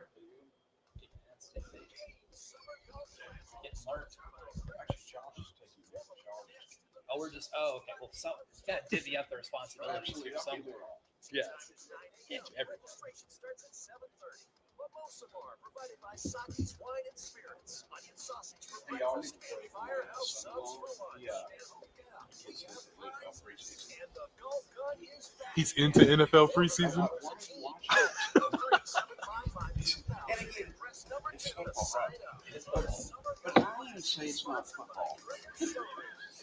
It somewhat scratches an itch for a little bit, but it's like a bug bite itch, right? Like it's going, the itch will get stronger and stronger. And the NFL, like this season, Are you up? you have that's fine. Oh, damn. Presser here for our folks at the men's clinic. Brain fog got you struggling to focus? Are you working out, not seeing the results that you used to? Is there a reason that you're not feeling yourself? Well, don't live with it. Reclaim your job, your energy, and your focus at the men's clinic. Dr. Dan Boatnight, a respected local physician, will get to the bottom of it. At the men's clinic, you'll find a non-threatening, comfortable environment that's open to hearing your concerns. I know many of you guys don't want to go to the doctor, but the men's clinic is a little different than most clinics. And here's the best part. Your initial consultation with Dr. Boatnight is free. That will give you a T-level check and everything else that you need, and it'll be absolutely free. You have nothing to lose. So call them at 803-875-MENS. That's 803-875-MENS. Or you can call them at mensclinicsc.com. That's mensclinicsc.com. Yeah, I forgot I got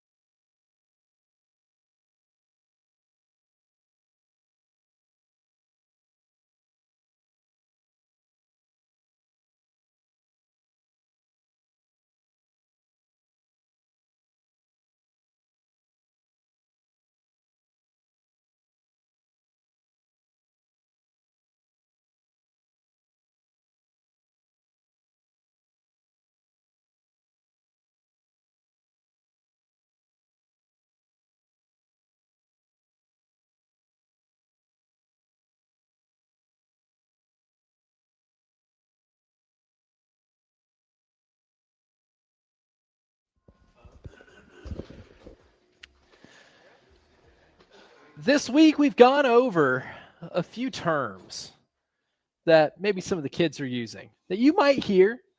You might hear your son or daughter say it, and you think you might need a Rosetta Stone or a translator to be able to figure out what it is they mean by that. Like there are some sentences that I hear, and I'm like, that sentence would kill a Victorian child. I don't know what you mean. Here's one, and we were applying it to sports, right? This is like if you're anything like us, you learn a lot of life through the scope of sports. I look at my entire life through the scope of sports. That's how the only way I can understand anything, right? Without sports, I would be a lost individual. But aura farming. Yeah. This is appropriate. This is appropriate, but this was the toughest one for me to get a grasp around, right? The whole aura farming. What are we talking about? Farming what? Clip farm. This was the one that I had to really figure out. So aura farming. First off, let's start with aura. Yes, that's the base here. Aura is maybe a derivative of Riz. Oh, see that one. It took me a long time to understand why that one was what it was. So aura is. I felt like my dad asking questions. Yeah. You got to do it again. Take my technique. Somebody says something in the sentence, just note it and go look it up later. Bookmark it. Yeah, just bookmark mentally. it. So aura is basically what do you have surrounding you? What are the to quote another one of these new age woo-woo words, the vibes around you. What is your energy? Space, your energy around the things that you do. Farming is when you're doing things to intentionally create more of it. Yes. Right? So you're intentionally doing things to create or to increase your aura. For example, Shane Beamer is an aura farmer. How do we know that? Because Oscar Attaway told us that the reason why he wanted to come play here at South Carolina is because he was at another university. He got wind of Shane's aura in the Office video and said, hey, that's a guy I want to play with. That was an example of aura farming. Are you still with me out there? Yes. Okay. Makes sense. Makes sense. Shane also was aura farming last year in the locker room when he was singing the Fantasia song, right? When he was singing When I See You, and he knows it's on camera. He's playing it up. It's posted everywhere. He's aura farming. People know this guy for doing things on social. They bringing attention to himself. My question is, with us now switching, when we switched to Under Armour, we were increasing our aura as a program. Yes. Because nobody would deny that Under Armour is a big step above in aura above Russell. I think Russell might be the most aura-less brand in athletics. I think I would rank Russell just slightly ahead of Badger for those who, and if you don't know what Badger is, that's why, because if there is zero aura, Badger is negative aura. Correct. So we were increasing our aura. Now, when we're leaving Under Armour, we are again increasing our aura going to Nike now. Mm-hmm. And what I would imagine there would be some. Is that aura farming? There may be some aura farming. Another great example of aura is obviously the great Dawn Staley. Oh, yeah. When she enters the building, aura follows her. Oh, that's one of my favorite things about, covering those games over at CLA is when she walks out, everybody's on their feet, right? Yes. Like that like aura is one of those things. I don't know if I can define it as well as you did, but I know it when I see it. It's like when you see Potter Stewart and obscenity, right? Mm-hmm. I can't define it for you, but I know it when I see it. And that is one of those things. If you attend a women's basketball game at CLA, you know it when you see it. As soon as she walks out of the tunnel. So when you get a glimpse of somebody maybe doing something on social media or maybe somebody doing something, it's like, oh, okay, they're aura farming because they're trying to create a bigger thing around them than there is. And that's part of the game. Some people might have called it promotions at one point. Yes. Some people might have called it self-promotion. It is a thing. You're trying to create the aura around you. Don't let people talk you into it be having a negative connotation. Correct. Because promoters and showmen, aura farmers, by nature. 2 hours down, 1 hour to go. We are live here at Charwood. Message board mayhem at 8:15. Our man Lou Bajak from the state at 8:30, and so much more to kick off hour number 3 of the early game. Acting here. Broadcasting live from the Herndon Chevrolet studio. Herndon Chevrolet is your hometown dealer. Stop by today or shop online 24/7 at HerndonChevy.com. Look, it is an incredible time of year with football not just right around the corner. It's here. The high school season started last night. There are more games tonight. And then tomorrow, the college football season begins. But if there's something that's keeping you from enjoying all of that, and it's tax problems, whether it be you or your business, the Ecton Law Firm is here to help. They can take those stresses of taxes and throw them away if you help set up a free consultation.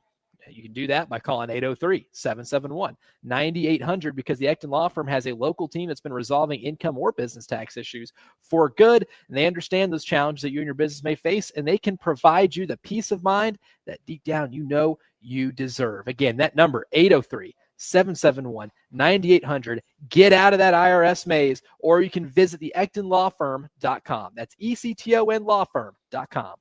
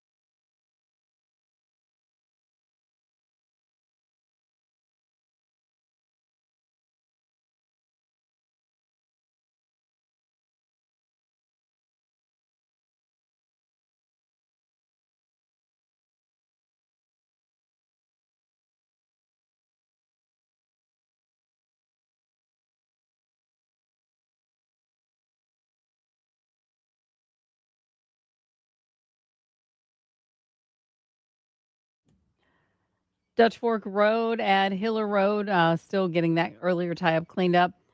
Still also working on Faro Road near I-77, I-26 eastbound right there at exit 97, and Westcott Road near Bush River Road. So do be careful out there this morning if you would.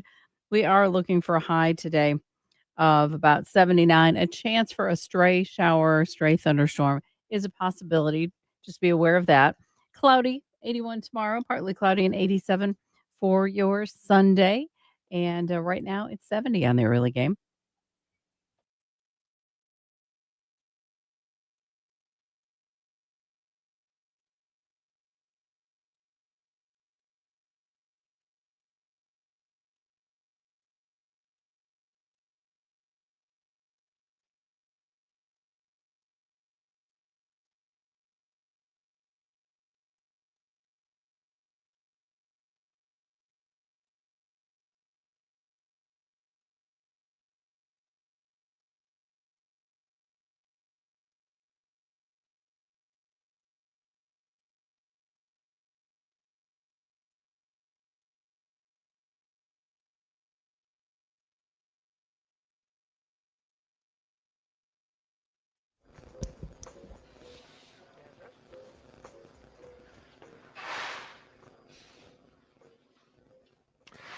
Hour number 3 of the early game starts right now, and we are live from Charwood Golf Club because here in just a little bit, here in an hour, now registration's already underway, but we'll be teeing off here in right at an hour at the Game Summer Golf Classic. So make sure to join us out here. And breakfast should be served here pretty soon. Of course, brought to you by Kreger Showrooms, formerly known as the Nest in the Vista. Putting this whole thing on, shout out to them. But to kick off hour number 3, I'm Elijah Campbell. He's Preston Thorne. She's Jen Jensen. And we have been reacting to big news all day. Now, normally in August, when the season's just about to start, you don't get news days like we got yesterday. Correct. We've already talked about South Carolina, moving on from Under Armour to Nike. The hat that I'm wearing now, the shirt that you are wearing right now, considered vintage. Vintage. It is now a past tense thing. We've discussed that, but the big news that was unexpected yesterday, the SEC moving to a 9-game schedule, and what this means for the rest of college football. And Preston Thorne, I don't think it's any coincidence that the committee, the College Football Playoff, announced new metrics to look at strength of schedule, considering the one conference that complained about it not being used enough was the Southeastern Conference. And now they're moving to 9 games. I don't think it's a coincidence that announcement came just 48 hours before we got the announcement that SEC teams will be required to play 9 conference games starting next year. So is this a chicken or the egg type of deal? Was the SEC deal done first, and then they just were holding and waiting to make the announcement, or was the CFP holding their announcement? Like, what were they playing the game? What was going on here? Because it seems too much of a coincidence. Yeah, given my understanding of the power structure of college athletics, Sankey at the top. Sankey is at the top. College football playoff below Sankey and Tony Petitti. Petitti and Sankey are the 2 power brokers of the entire sport. I had a feeling there was a call made. Now, this is a feeling. This is not a reporting. That a call might have made, say, hey, we're going to 9 games. This is going to make a lot of people a lot of money. Can you make sure this doesn't hurt us? Which, again, I don't think it did last year, contrary to popular belief, because Alabama and Ole Miss both lost to teams that were bad in their leagues. You will make the college football playoff. I don't think, I think losing to 6-6 teams in your league, if you're Alabama, losing to 2 of them, didn't do you any favors. But they want assurances, right? I think once they got those assurances, then they felt free to release the news that they were going to move their schedule format. So the deals of this particular, of the 9 games, it's a 9-game SEC schedule, 6 rotating opponents. Yep. 3 permanent, in quotation marks, 3 permanent rivals that they will pay for the duration of whatever this deal is. That's correct? That is correct. Those 3 permanent rivals have not been named yet, though we will know in December. I'm pretty sure, yeah. They're done. I'll say they're done. And that's what's always so interesting to me about how deals get presented to the public, because this deal was done, I would venture to say, either at the spring meetings when they were decided to go to 9 games, or maybe even before that. It's just a matter of tying up some things and making sure the rollout's correct. But this was already done. No later than Media Day. Media Day was for sure done. Yeah, I say no later than that. But here is part of the press release for SEC implementing a 9-game conference schedule in 2026. Will continue with a single standings non-divisional structure, so that's not going to change. Each school will play the 3 annual opponents, focus on maintaining many traditional rivalries. So Georgia, South Carolina coming back on a yearly basis. Florida, South Carolina coming back on a yearly basis. Maybe they put them in there with Tennessee. I don't know. That's one thing to monitor. Which 3 will be kept for South Carolina? Each team's remaining 6 games will rotate among the remaining conference schools. Each team will face every other SEC program at least once every 2 years, and every opponent home and away in 4 years. So in a 4-year stretch, South Carolina will host and have played at every school in the Southeastern Conference, which you might be thinking, doesn't that already happen for the most part anyway? It should, but it doesn't, because as Chris Vanini reminded us yesterday, Texas A&M joined the SEC in 2012 and has still never hosted Georgia, and they don't this year either. So is that just some sort of quirk? Why did that not? Why hasn't that not happened? I have zero explanation as to why that can fall through the cracks like that. Because if you think about South Carolina, since obviously they play A&M in Missouri every single year, because there's trophies. Yes, because something that resembles a trophy for one of them. One just big silver piece of. For those that don't know, the Mayor's Cup and the Bonham hardware. Trophy are representing those games. bottom trophy I could live with. Okay. The Mayor's Cup sucks. Garbage. Stupid. And it's not even imaginative. It's all right, just, all right, Elijah. All right. They bought it at Hobby Lobby. sorry, I'm convinced they bought that I didn't mean trophy to at get you Hobby fired Lobby. up. I'm sorry. I don't like half-efforting. I'll FCC proof myself. Half-efforting rivalry trophies, right? Go big or go home. That one should just go home. You're out there giving a bunch of half effort. Yeah. That's how I feel when I see that trophy, right? It is just the least impressive thing on the planet. But South Carolina, now after this year, will have seen Oklahoma, and then the only team they haven't seen is Texas, but Texas has only been in the league for, this is what, year number 2. But when I think about it, almost every team, I don't know if there's a team in the SEC that hasn't come to South Carolina in the last 10 years. Yeah. And that's part of the appeal of playing in the conference is you want to go and visit these other places, see the atmospheres in these other places, understand how they tailgate, how they watch games for other folks. What I keep hearing about this Sandstorm. What's that like? Yeah. I want to go see that, or It's I want unique. to go see the Grove. Or I want to see any of these cool places. That's part of creating a conference experience. So I do appreciate that was a big part of this scheduling thing, is that everybody will go everywhere throughout the course of a 4-year cycle. That part I love. And now when it comes down to guessing, like, who is South Carolina in their 3 permanent SEC opponents going to be, my theory is that it will be Florida, Georgia, Kentucky. But here's what I want it to be. And this is what I'm curious. If you have thoughts, who do you want South Carolina's opponents to be? 803-446-100 on the Firehouse Subs text line, because here's who I want them to be. Georgia, Florida, Arkansas. Because they came into the league at the same time. You had a natural, organic rivalry. The 2 teams that came in 1992, the first expansion that really changed things in the Southeastern Conference, came in at the same time, have had some really good battles in all sports over the last few decades. I would love to see Arkansas be, now that will never happen, because Arkansas will probably get LSU and Missouri, Ole Miss maybe. But I would love, if I had it my way, South Carolina gets Georgia, Florida, Arkansas. Yeah, I just wonder what the criteria is going to be for this. I know they mentioned the concept of tradition.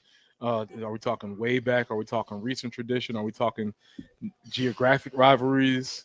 What is going to be the top considerations for them making these type of these proclamations? So I'm interested to see who it is. Now, Albert on the Firehouse Subs text line, he says, I think UK, Mizzou, and Georgia will be our permanent opponents, and I'm cool with that. UK game has always been chippy since we joined in 92. Mizzou game has gotten a bit heated, and it has. I think there's a lot of hatred there between fan bases and schools. And the UGA series is an old one, 76 meetings. Go Cox, Albert. So, Albert, good reasoning behind that. I like the rationale between the schools that you think they will be, and it sounds like he's accepting of that. The UK series was heating up for a while, but we've sort of taken advantage of them. And as you stated, Mark Stoops is cooked. He's cooked down there. So Kentucky's cooked. Yeah. So I'm not as excited about that. I do think a majority of people who texted in will probably say that they want the Georgia game back.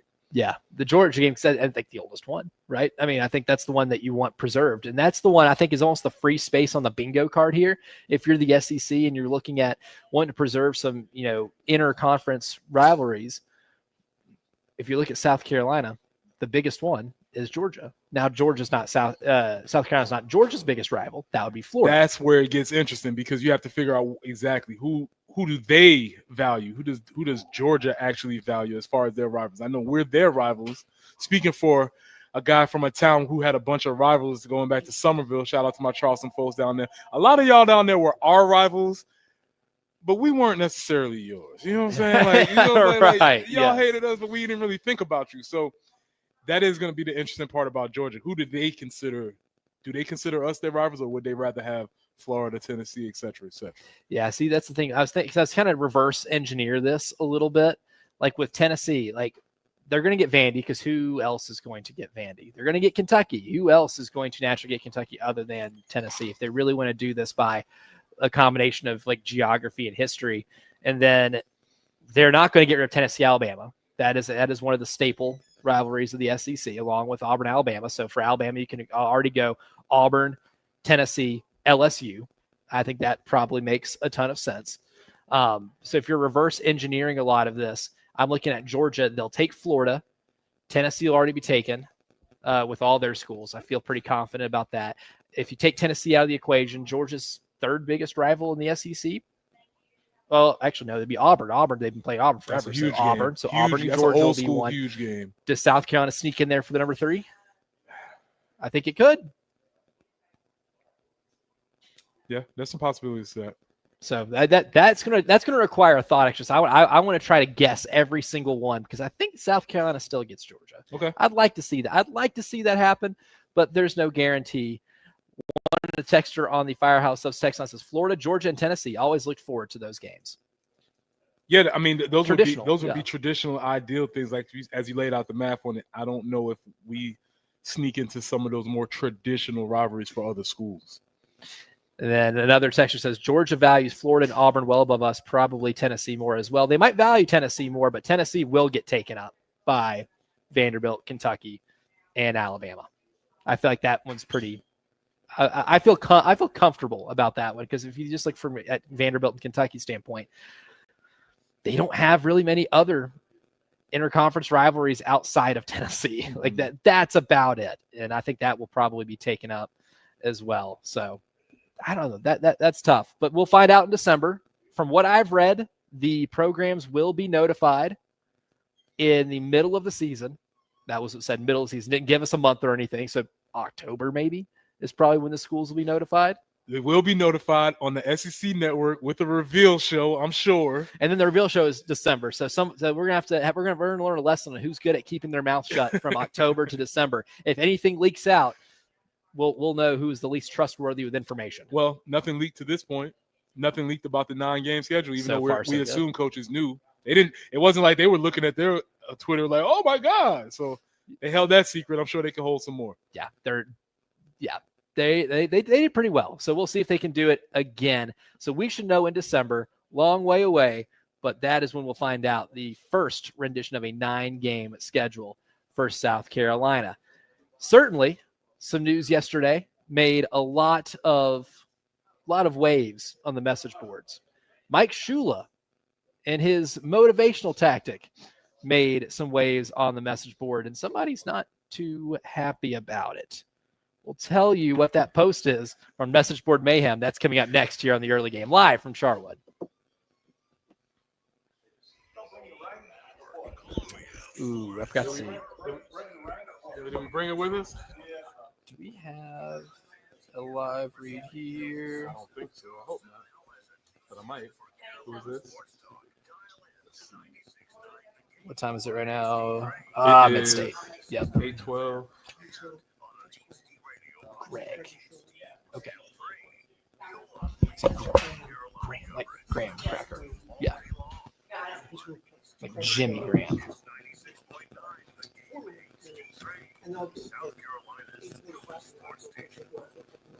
8:45. Sure. Yeah, I can get it. Broadcasting live from the Herndon Chevrolet Studio. Herndon Chevrolet is your hometown dealer. Stop by today or shop online 24/7 at HerndonChevy.com. South Carolina and Georgia played a lot for a long time. And that's one thing you could bank on every year. For nearly 30 years, you could also bank on Midstate Roofing being a leader in the roofing and waterproofing industry because they have a history. That is your assurance that the professionals there at Midstate Roofing will provide that proper advice, service, and most importantly, the results to the needs of your facility. And when it comes to dealing with your roof, the results are the most important part, right? It doesn't matter if it's high rise or hospitals, manufacturing to industrial. Midstate Roofing designs and installs those bonded systems with a protective guarantee. You like to make it a capital G guarantee. That'll keep your operation dry and running long into the future. And if that sounds good to you, it sounds good to me, give them a call, 803-356-1919, or you can always hit them up online at midstateroofing.com. Again, 803-356-1919 is the number. If you have a leak, let Midstate Roofing take a peek.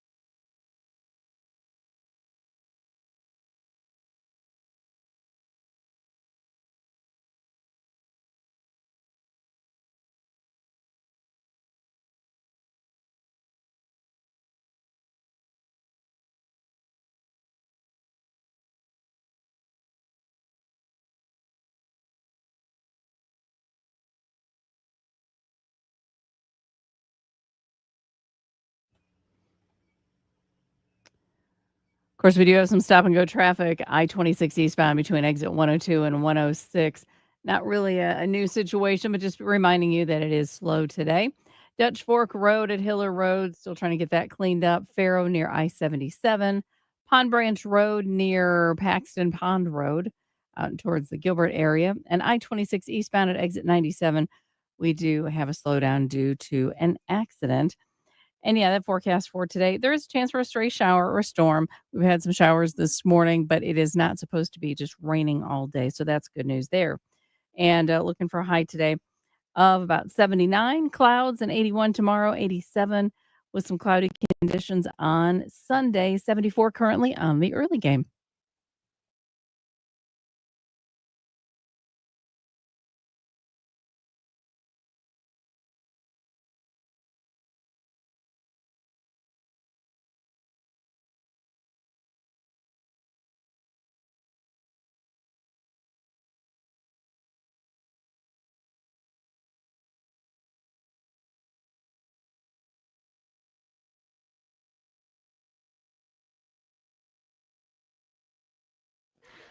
Can you hear me?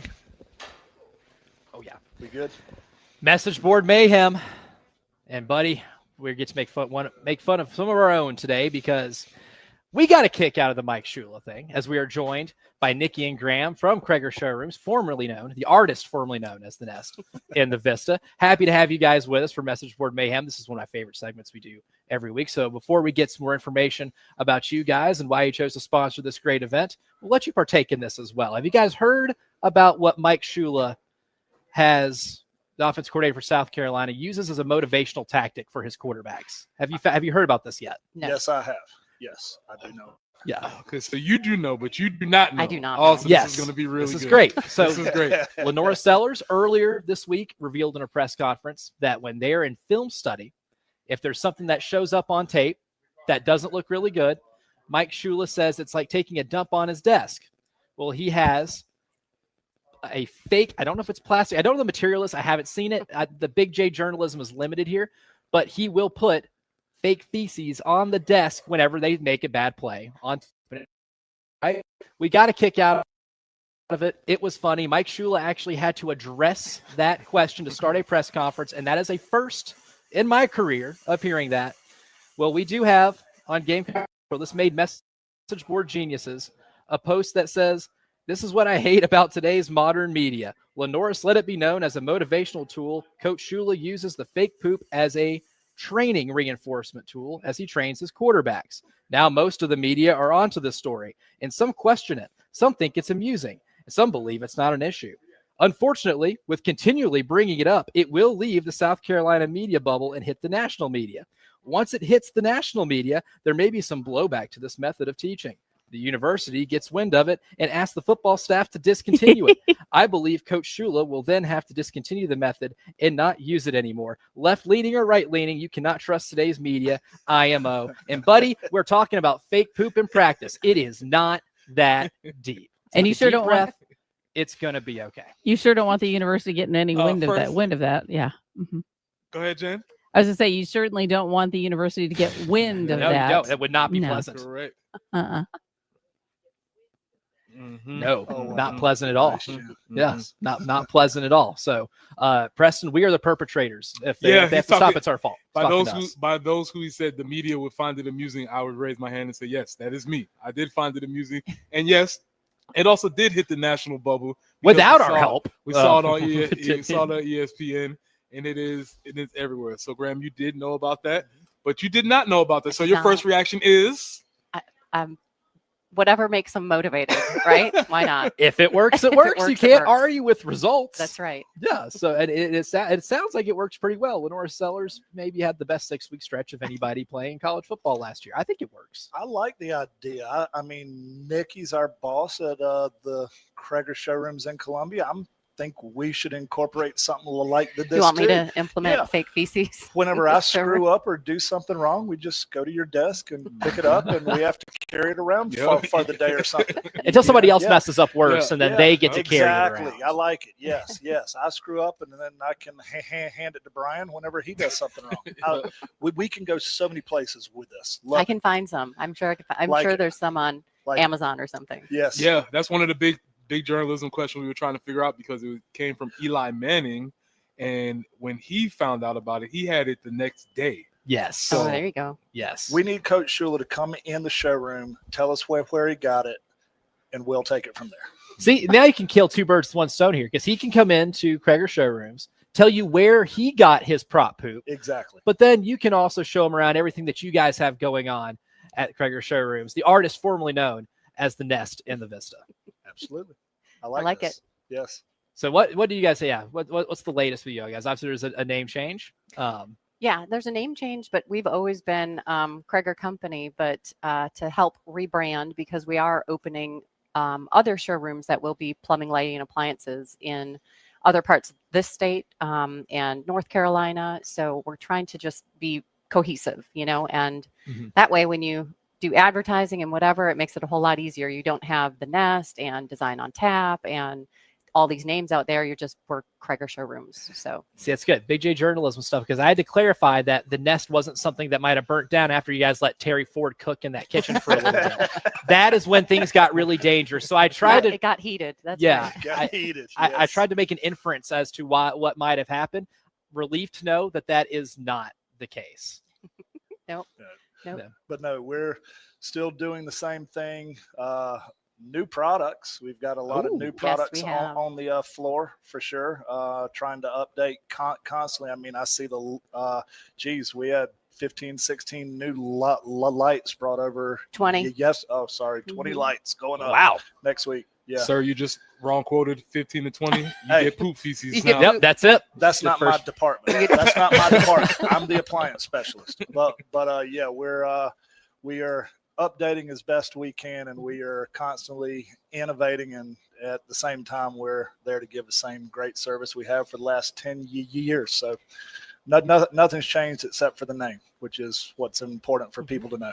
Which is fantastic. And next week you all will be in our showroom again because we're doing another live broadcast from there. Yeah. With SKS. That's right. Yeah, that's like a favorite. Like, like how in basketball, Duke plays a lot of games at Madison Square Garden. It's not their home arena, but they're there a lot. Like you guys are the MSG and we are Duke. We play there a lot. We like to make a lot of appearances.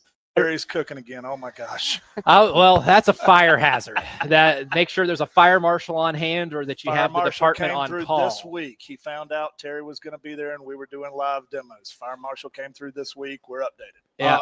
For appliances, y'all do have microwaves, correct? Oh yeah. So that would be Terry's. That's his lane of go-to. cooking is for the microwaves. Yeah, we did a segment earlier this week in terms of introducing modern slang of let him cook versus he's cooked. For Terry, it might not be let him cook. Do not let Terry cook. Yeah, do not. Yeah, that might be the warning that the fire marshal would give you, right? So they're probably listening to this right now, and they're like, I got to turn this thing around right we're now gonna and go have 'em back. Show up. Fire trucks right there in front. Nice. But around this time of year, too, obviously football season coming up, what's usually some of the more popular things that you guys find that you end up selling and people come for? I'd say probably the lighting this time of year, because as you dip into the holidays, I'd say construction maybe slows down a little bit and then ramps back up in the spring, but lighting is pretty much steady. You get a lot of consistent retail traffic there, but we try to keep good stock of products, so if somebody comes in and they need something, we've usually got something that we can help them with. We'll talk about your stock of products. I know you offer things on every level. Can you speak to that a little bit more? Oh yeah, 100%. Whether it's lighting, plumbing, appliances, we can literally hit any price point. And that's what I want people to know. I mean, I tell people all the time, I can do a $1,500 kitchen. I can do a $50,000 kitchen. It's up to them. But, yes, we're competitive with anybody. And most importantly, we got the service to back it up. And most importantly, too, where can people find you guys and contact you if they have any questions about what you guys may have? So we haven't changed locations. We're still at 1331 Gadsden Street in the Vista. And you can reach us by phone. We prefer appointments. That's very helpful. But that's 803-978-2822. 2025. Didn't even have to read off the script. Got it all up here. All up here. I can't. My capacity for remembering phone numbers, not good at all. Everything that I have to be able And can to I read share off, one thing so- with you Numbers are guys? usually a hard one. Yeah. Yes, exactly. I think I maybe know like actually 2. Yes. Yes. I was going to say I had a great experience with them. Yes. I bought some lighting there and light fixtures for some remodeling that we did. Awesome experience, awesome product. So I highly recommend going there. Wonderful. Thank Jen you. Jensen approved, and this is what I said for CHW Cabinetry at their SEC Media Days. My tagline was, "If it's good enough for Jen Jensen, it's good enough for you." So the Krager Showrooms, formerly known as the Nest and the Vista, if it's good enough for Jen Jensen, it's definitely good enough for you too. Graham, Nikki, thank Awesome. you guys so much for hanging Thank out you. with us this Thank morning. you for having us. Thank y'all. Absolutely. Our man Lou Bajak from the state is going to join us next because the high school football season kicked off in some parts in the state last night. We get a full slate of games in quote unquote week 0 tonight. Lou joins us next to break it all down on the early game.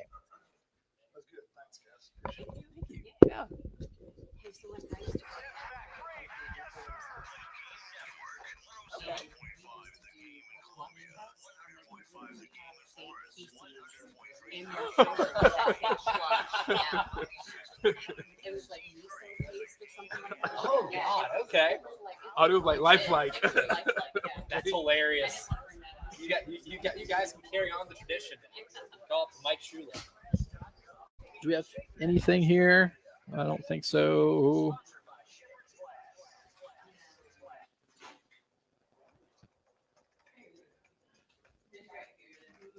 Oh, yes.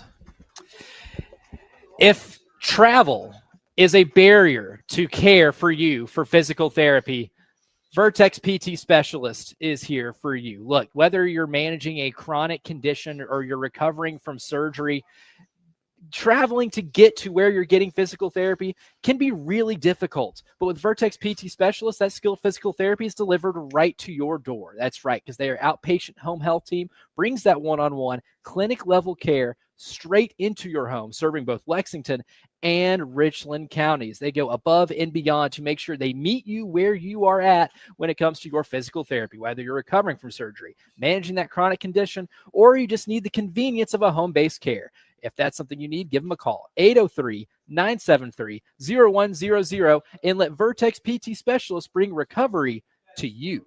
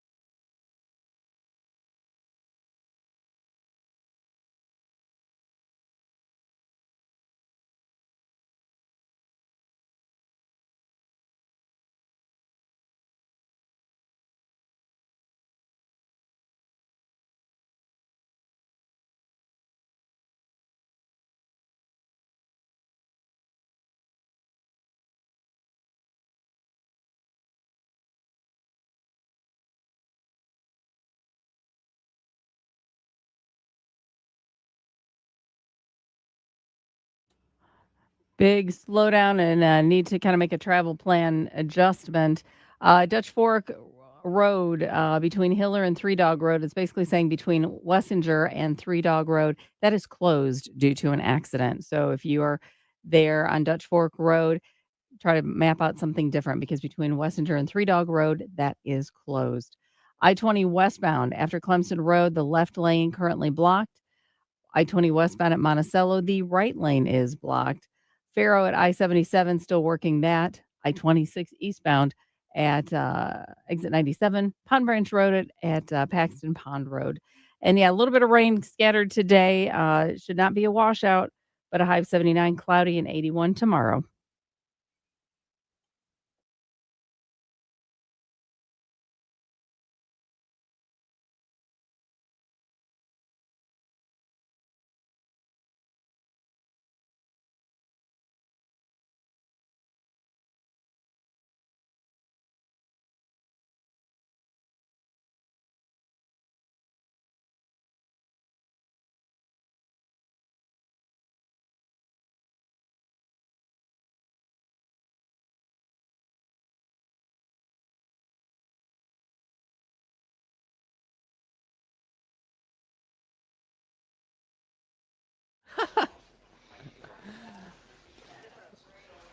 Meaningful football that counts towards standings, or at least the records, is being played tonight, being played last night too, but some of those that started last night have to be finished tonight. We all on the same page here, Preston? I'm with you. All right. Okay. But here to elaborate and clear some of it up from the state newspaper, my man Lou Bajak joins us right now. Lou, we tried to get a few games in last night. We're able to get a few, but looks like we're going to have some carryover for a few games starting tonight. Yeah, schools tried to move up the games. Thought the weather forecast was going to be worse today, but yeah, they got. I think every game had some sort of delay or anything, but most of the game, I think 4 or 5 of the games got in. But Gilbert and Lexington will finish up their end of the third and fourth quarter tonight at 5 o'clock, and then White Knoll and Camden will play the second half tonight at White Knoll. Starting at 7 o'clock. But other games, we got some games in last night, and then the rest of the games get ready to get cranked up tonight. I think the rain's supposed to move out so this afternoon, so we should be good. I enjoyed keeping up with AC Flora and Westwood on your Twitter feed last night, and look, AC Flora got off to a really good start, up 30-6 in the third quarter, and then held on to win 30-19. What impressed you with them for the season opener? Because it looked like they were pretty much in firm control from beginning to end. Yeah, I think they're a little sloppy at times. I think I went back and watched it when I got home on the YouTube channel. Their offense is going to be special this year. I mean, Roper Wensky at quarterback, third-year starter, and then the weapons he has. You got Kendall Bird, 1,000-yard receiver, Blake Patet, a 1,000-yard receiver from last year. Davis is back from a torn ACL, and so there's a lot of weapons. And you throw in Charlie Scott, a baseball commit to the Citadel, and a lot of weapons. And he threw a couple touchdowns. Patet had a touchdown run. Yeah, I think they're going to put up a lot of points. And the question is going to be the defense. And defense played pretty well. They had a couple sloppy moments, and Westwood scored, I think, with like 2 seconds left to make it a little closer than it was. But yeah, I think Florida's going to, especially that offense, is going to be someone to contend with this season. Yeah, they were certainly a team all year last year where I really enjoyed keeping up with their games. And it's one of those that when you're doing a high school football scoreboard show, you try to be as up to date as possible. I typing stuff in, keeping a spreadsheet of games and constantly changing the scores. With AC Flora, that was the one where, the score changed. Give it 5 more minutes before you change it on your sheet. That was usually the rule that I had to have with them, just because they scored so much out the season. They're a really fun team to watch. Lexington and Gilbert saw last night too, where that one is a paused game, 16-7, but a game that I look forward to every single year. What do you expect from both of those teams? And what do you know of what went down last night in the first 2.5 quarters they were able to get get in? I think most of the scoring came, I don't think there was any scoring in the first quarter. So, first half was kind of, I think neither team got going, and Lexington was already missing their starting quarterback. They started a sophomore last night, and then I think the first 2 drives in the third quarter they put in freshman Easton Crocker, and he led them to 2 touchdown drives. And so we'll see if he still gets the play tonight, I think they're starting. Coach Young said their starting quarterback probably out for next few weeks with a wrist injury. So they're breaking in a young quarterback, a new coach. So interested to see how these first few weeks are for them. Gilbert as well, breaking in a new quarterback with Caden Kingery starting, trying to at quarterback. They got a lot of different weapons, skill position. I think strength of their team is going to be the defense. So that will keep them in games, and if their offense come around, which usually it does. Gilbert has usually one of the better offenses in the area. Games you're looking forward to tonight, the games that have not kicked off, scheduled to kick off tonight, will kick off tonight, that are probably the biggest on your radar. I think one, it's a road game, but it involves a local team, Irmo at Oceanside. We know what Irmo did last season with AJ Brand, Donovan Murph, but in kind of a new era. I don't know if they're settled on who's starting at quarterback. They might play 2, but they're loaded. They don't have the Murph and Brand gone, but their tackles, Carson and Bryson Moore, that are just big, the offensive line, and Malik Miller, I think, has a chance to be really special this year. They line him up pretty much anywhere. He could run the ball out of the backfield, or catch passes, or return punts, and that defense also is strong with Division I prospect Jaden Bryant leading the way, coming off the edge. So that's one. Kind of looking forward to seeing what Spring Valley does. New coach. They come in the year with a long losing streak, and they open up against rival Richland Northeast, which also is breaking in a new quarterback after Mr. Football Will Wilson graduated and now is at NC State. So kind of looking forward to those 2 games among the slate for tonight. All right, for Preston Thorne here, his Somerville Green Wave taking on Stratford. What do you expect in that game now that we have our audience in Charleston as well, 96.9 HD3? You look at that game right there, Lou. What's your kind of initial thought? I think Somerville can put up some points. I think it's always a fun game with those 2 teams, but I think Somerville has a chance, definitely. They played for the state championship last year. I think they definitely are one of the favorites, if not the favorite, in 5A Division I Lower State to try and make it back to Orangeburg. So it starts tonight. They got a really, really talented receiver. I loved watching him play last year, Kelly. I think he's pretty special, and I know we got a bunch of Division I offers, so I look forward to seeing them, how they perform tonight, and as the season goes on. Like I said, I think they're going to be pretty strong. Might be, and wouldn't be surprised if they make it back to the state championship. Now, because of our new audience down in Charleston, that leads me to ask you this question right here. The team in the Low Country, Lou Bajak, that is not being talked about enough, that is flying under the radar, is Berkeley. I think Berkeley, they got some weapons. Chris Deerings. Yeah. I think Berkeley, they got some weapons. Saw them at 7-on-7 this summer. I love Henry Rivers, a quarterback. He's got some receivers to throw to. Coach Lodge, I think they'll get it going. They're, like I said, I think Irmo will be tough to deal with in Division II there, but I think Berkeley definitely is someone to watch out for this season. Certainly. At Lou at the State. If you don't follow him on Twitter already, you're doing it wrong. That is how I help, even on someone who's doing a scoreboard show. That is how I do my job, is following along with Lou. Again, at Lou at the State. Lou Bajak, thank you as always. Looking forward to talking to you again tonight for the first time on the High School Football Scoreboard Show here on the game. Thanks, guys. Appreciate it. Good stuff. Appreciate it, Lou. Go Green Wave. Lou is a winner. Preston hopes that the Somerville Green Wave winners will give our winners for today's show next to wrap up the early game live from Charwood.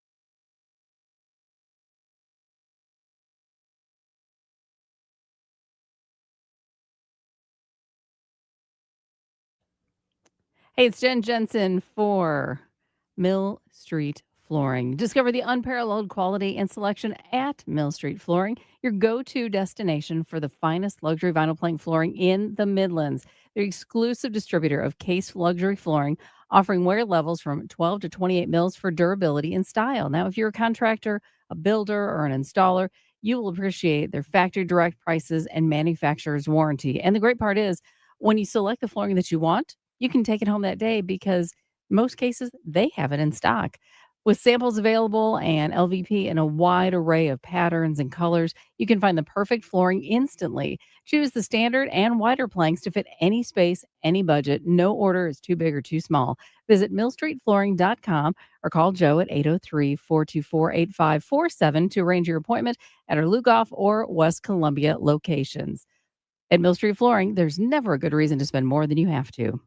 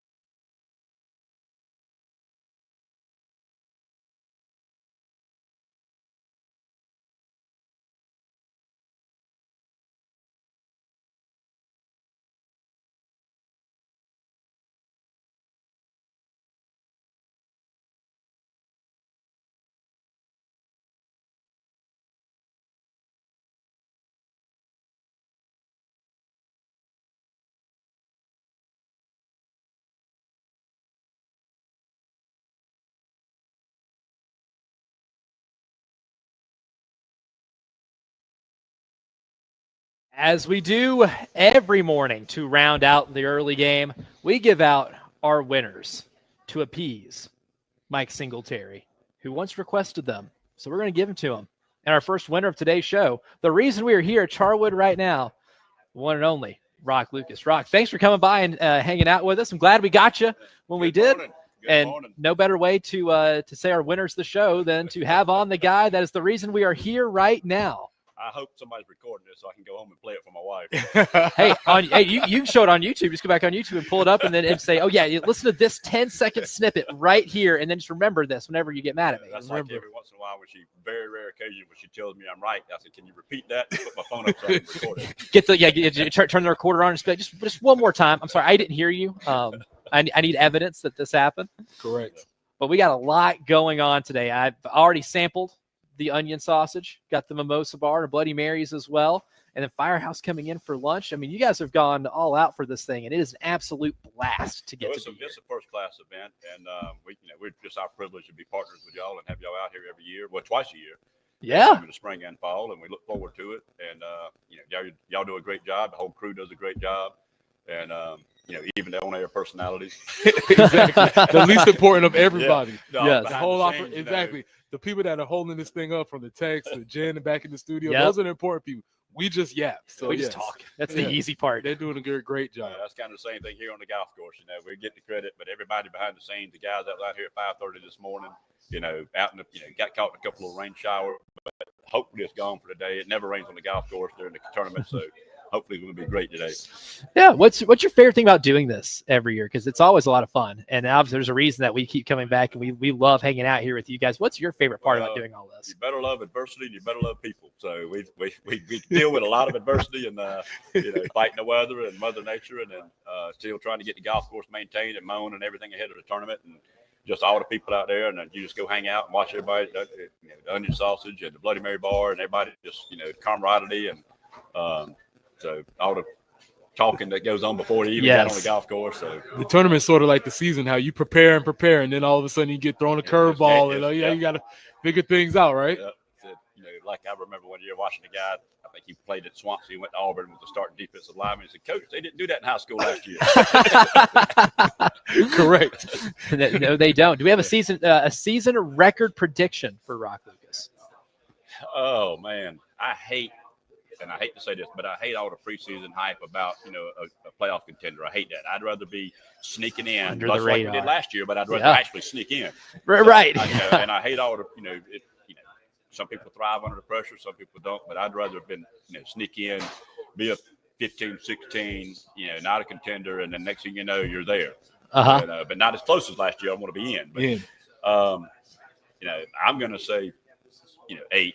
It's hard. It's hard to look at that schedule. I hear all the 10s tough. and the 9s and 10s. It's hard to look at that. I mean, you got to go.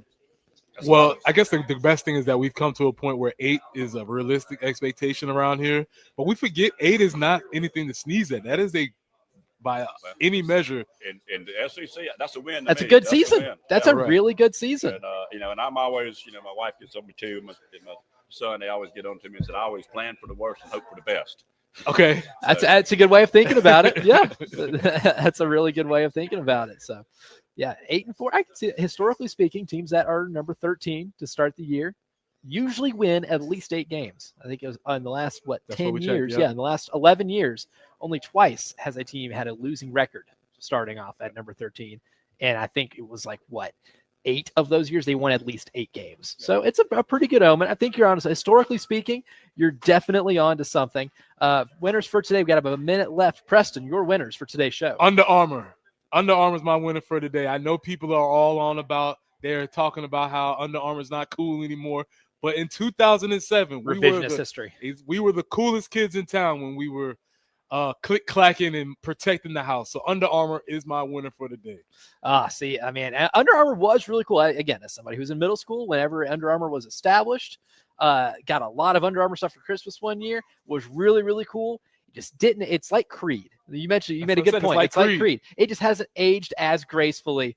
But I'll go ahead. But see, the thing with Creed, it's like, okay, you say they're not cool, but they sold all those records, so somebody had to like them. And they're on tour now, and I know they sold out Charleston. Tyler, did you go to the show in Charleston? You should have. Oh man, I tried, and the tickets were ridiculous. Rock, thank you so much for having us here. Appreciate Thank you y'all. for joining us Appreciate on the it. Go show. Cox. You're a winner. Go Cox. That's the early game. The extra point with Tyler Head and Jack Veltri. That's next here live at Charwood Golf Club. Yeah, great having you on, man. Great seeing you again too.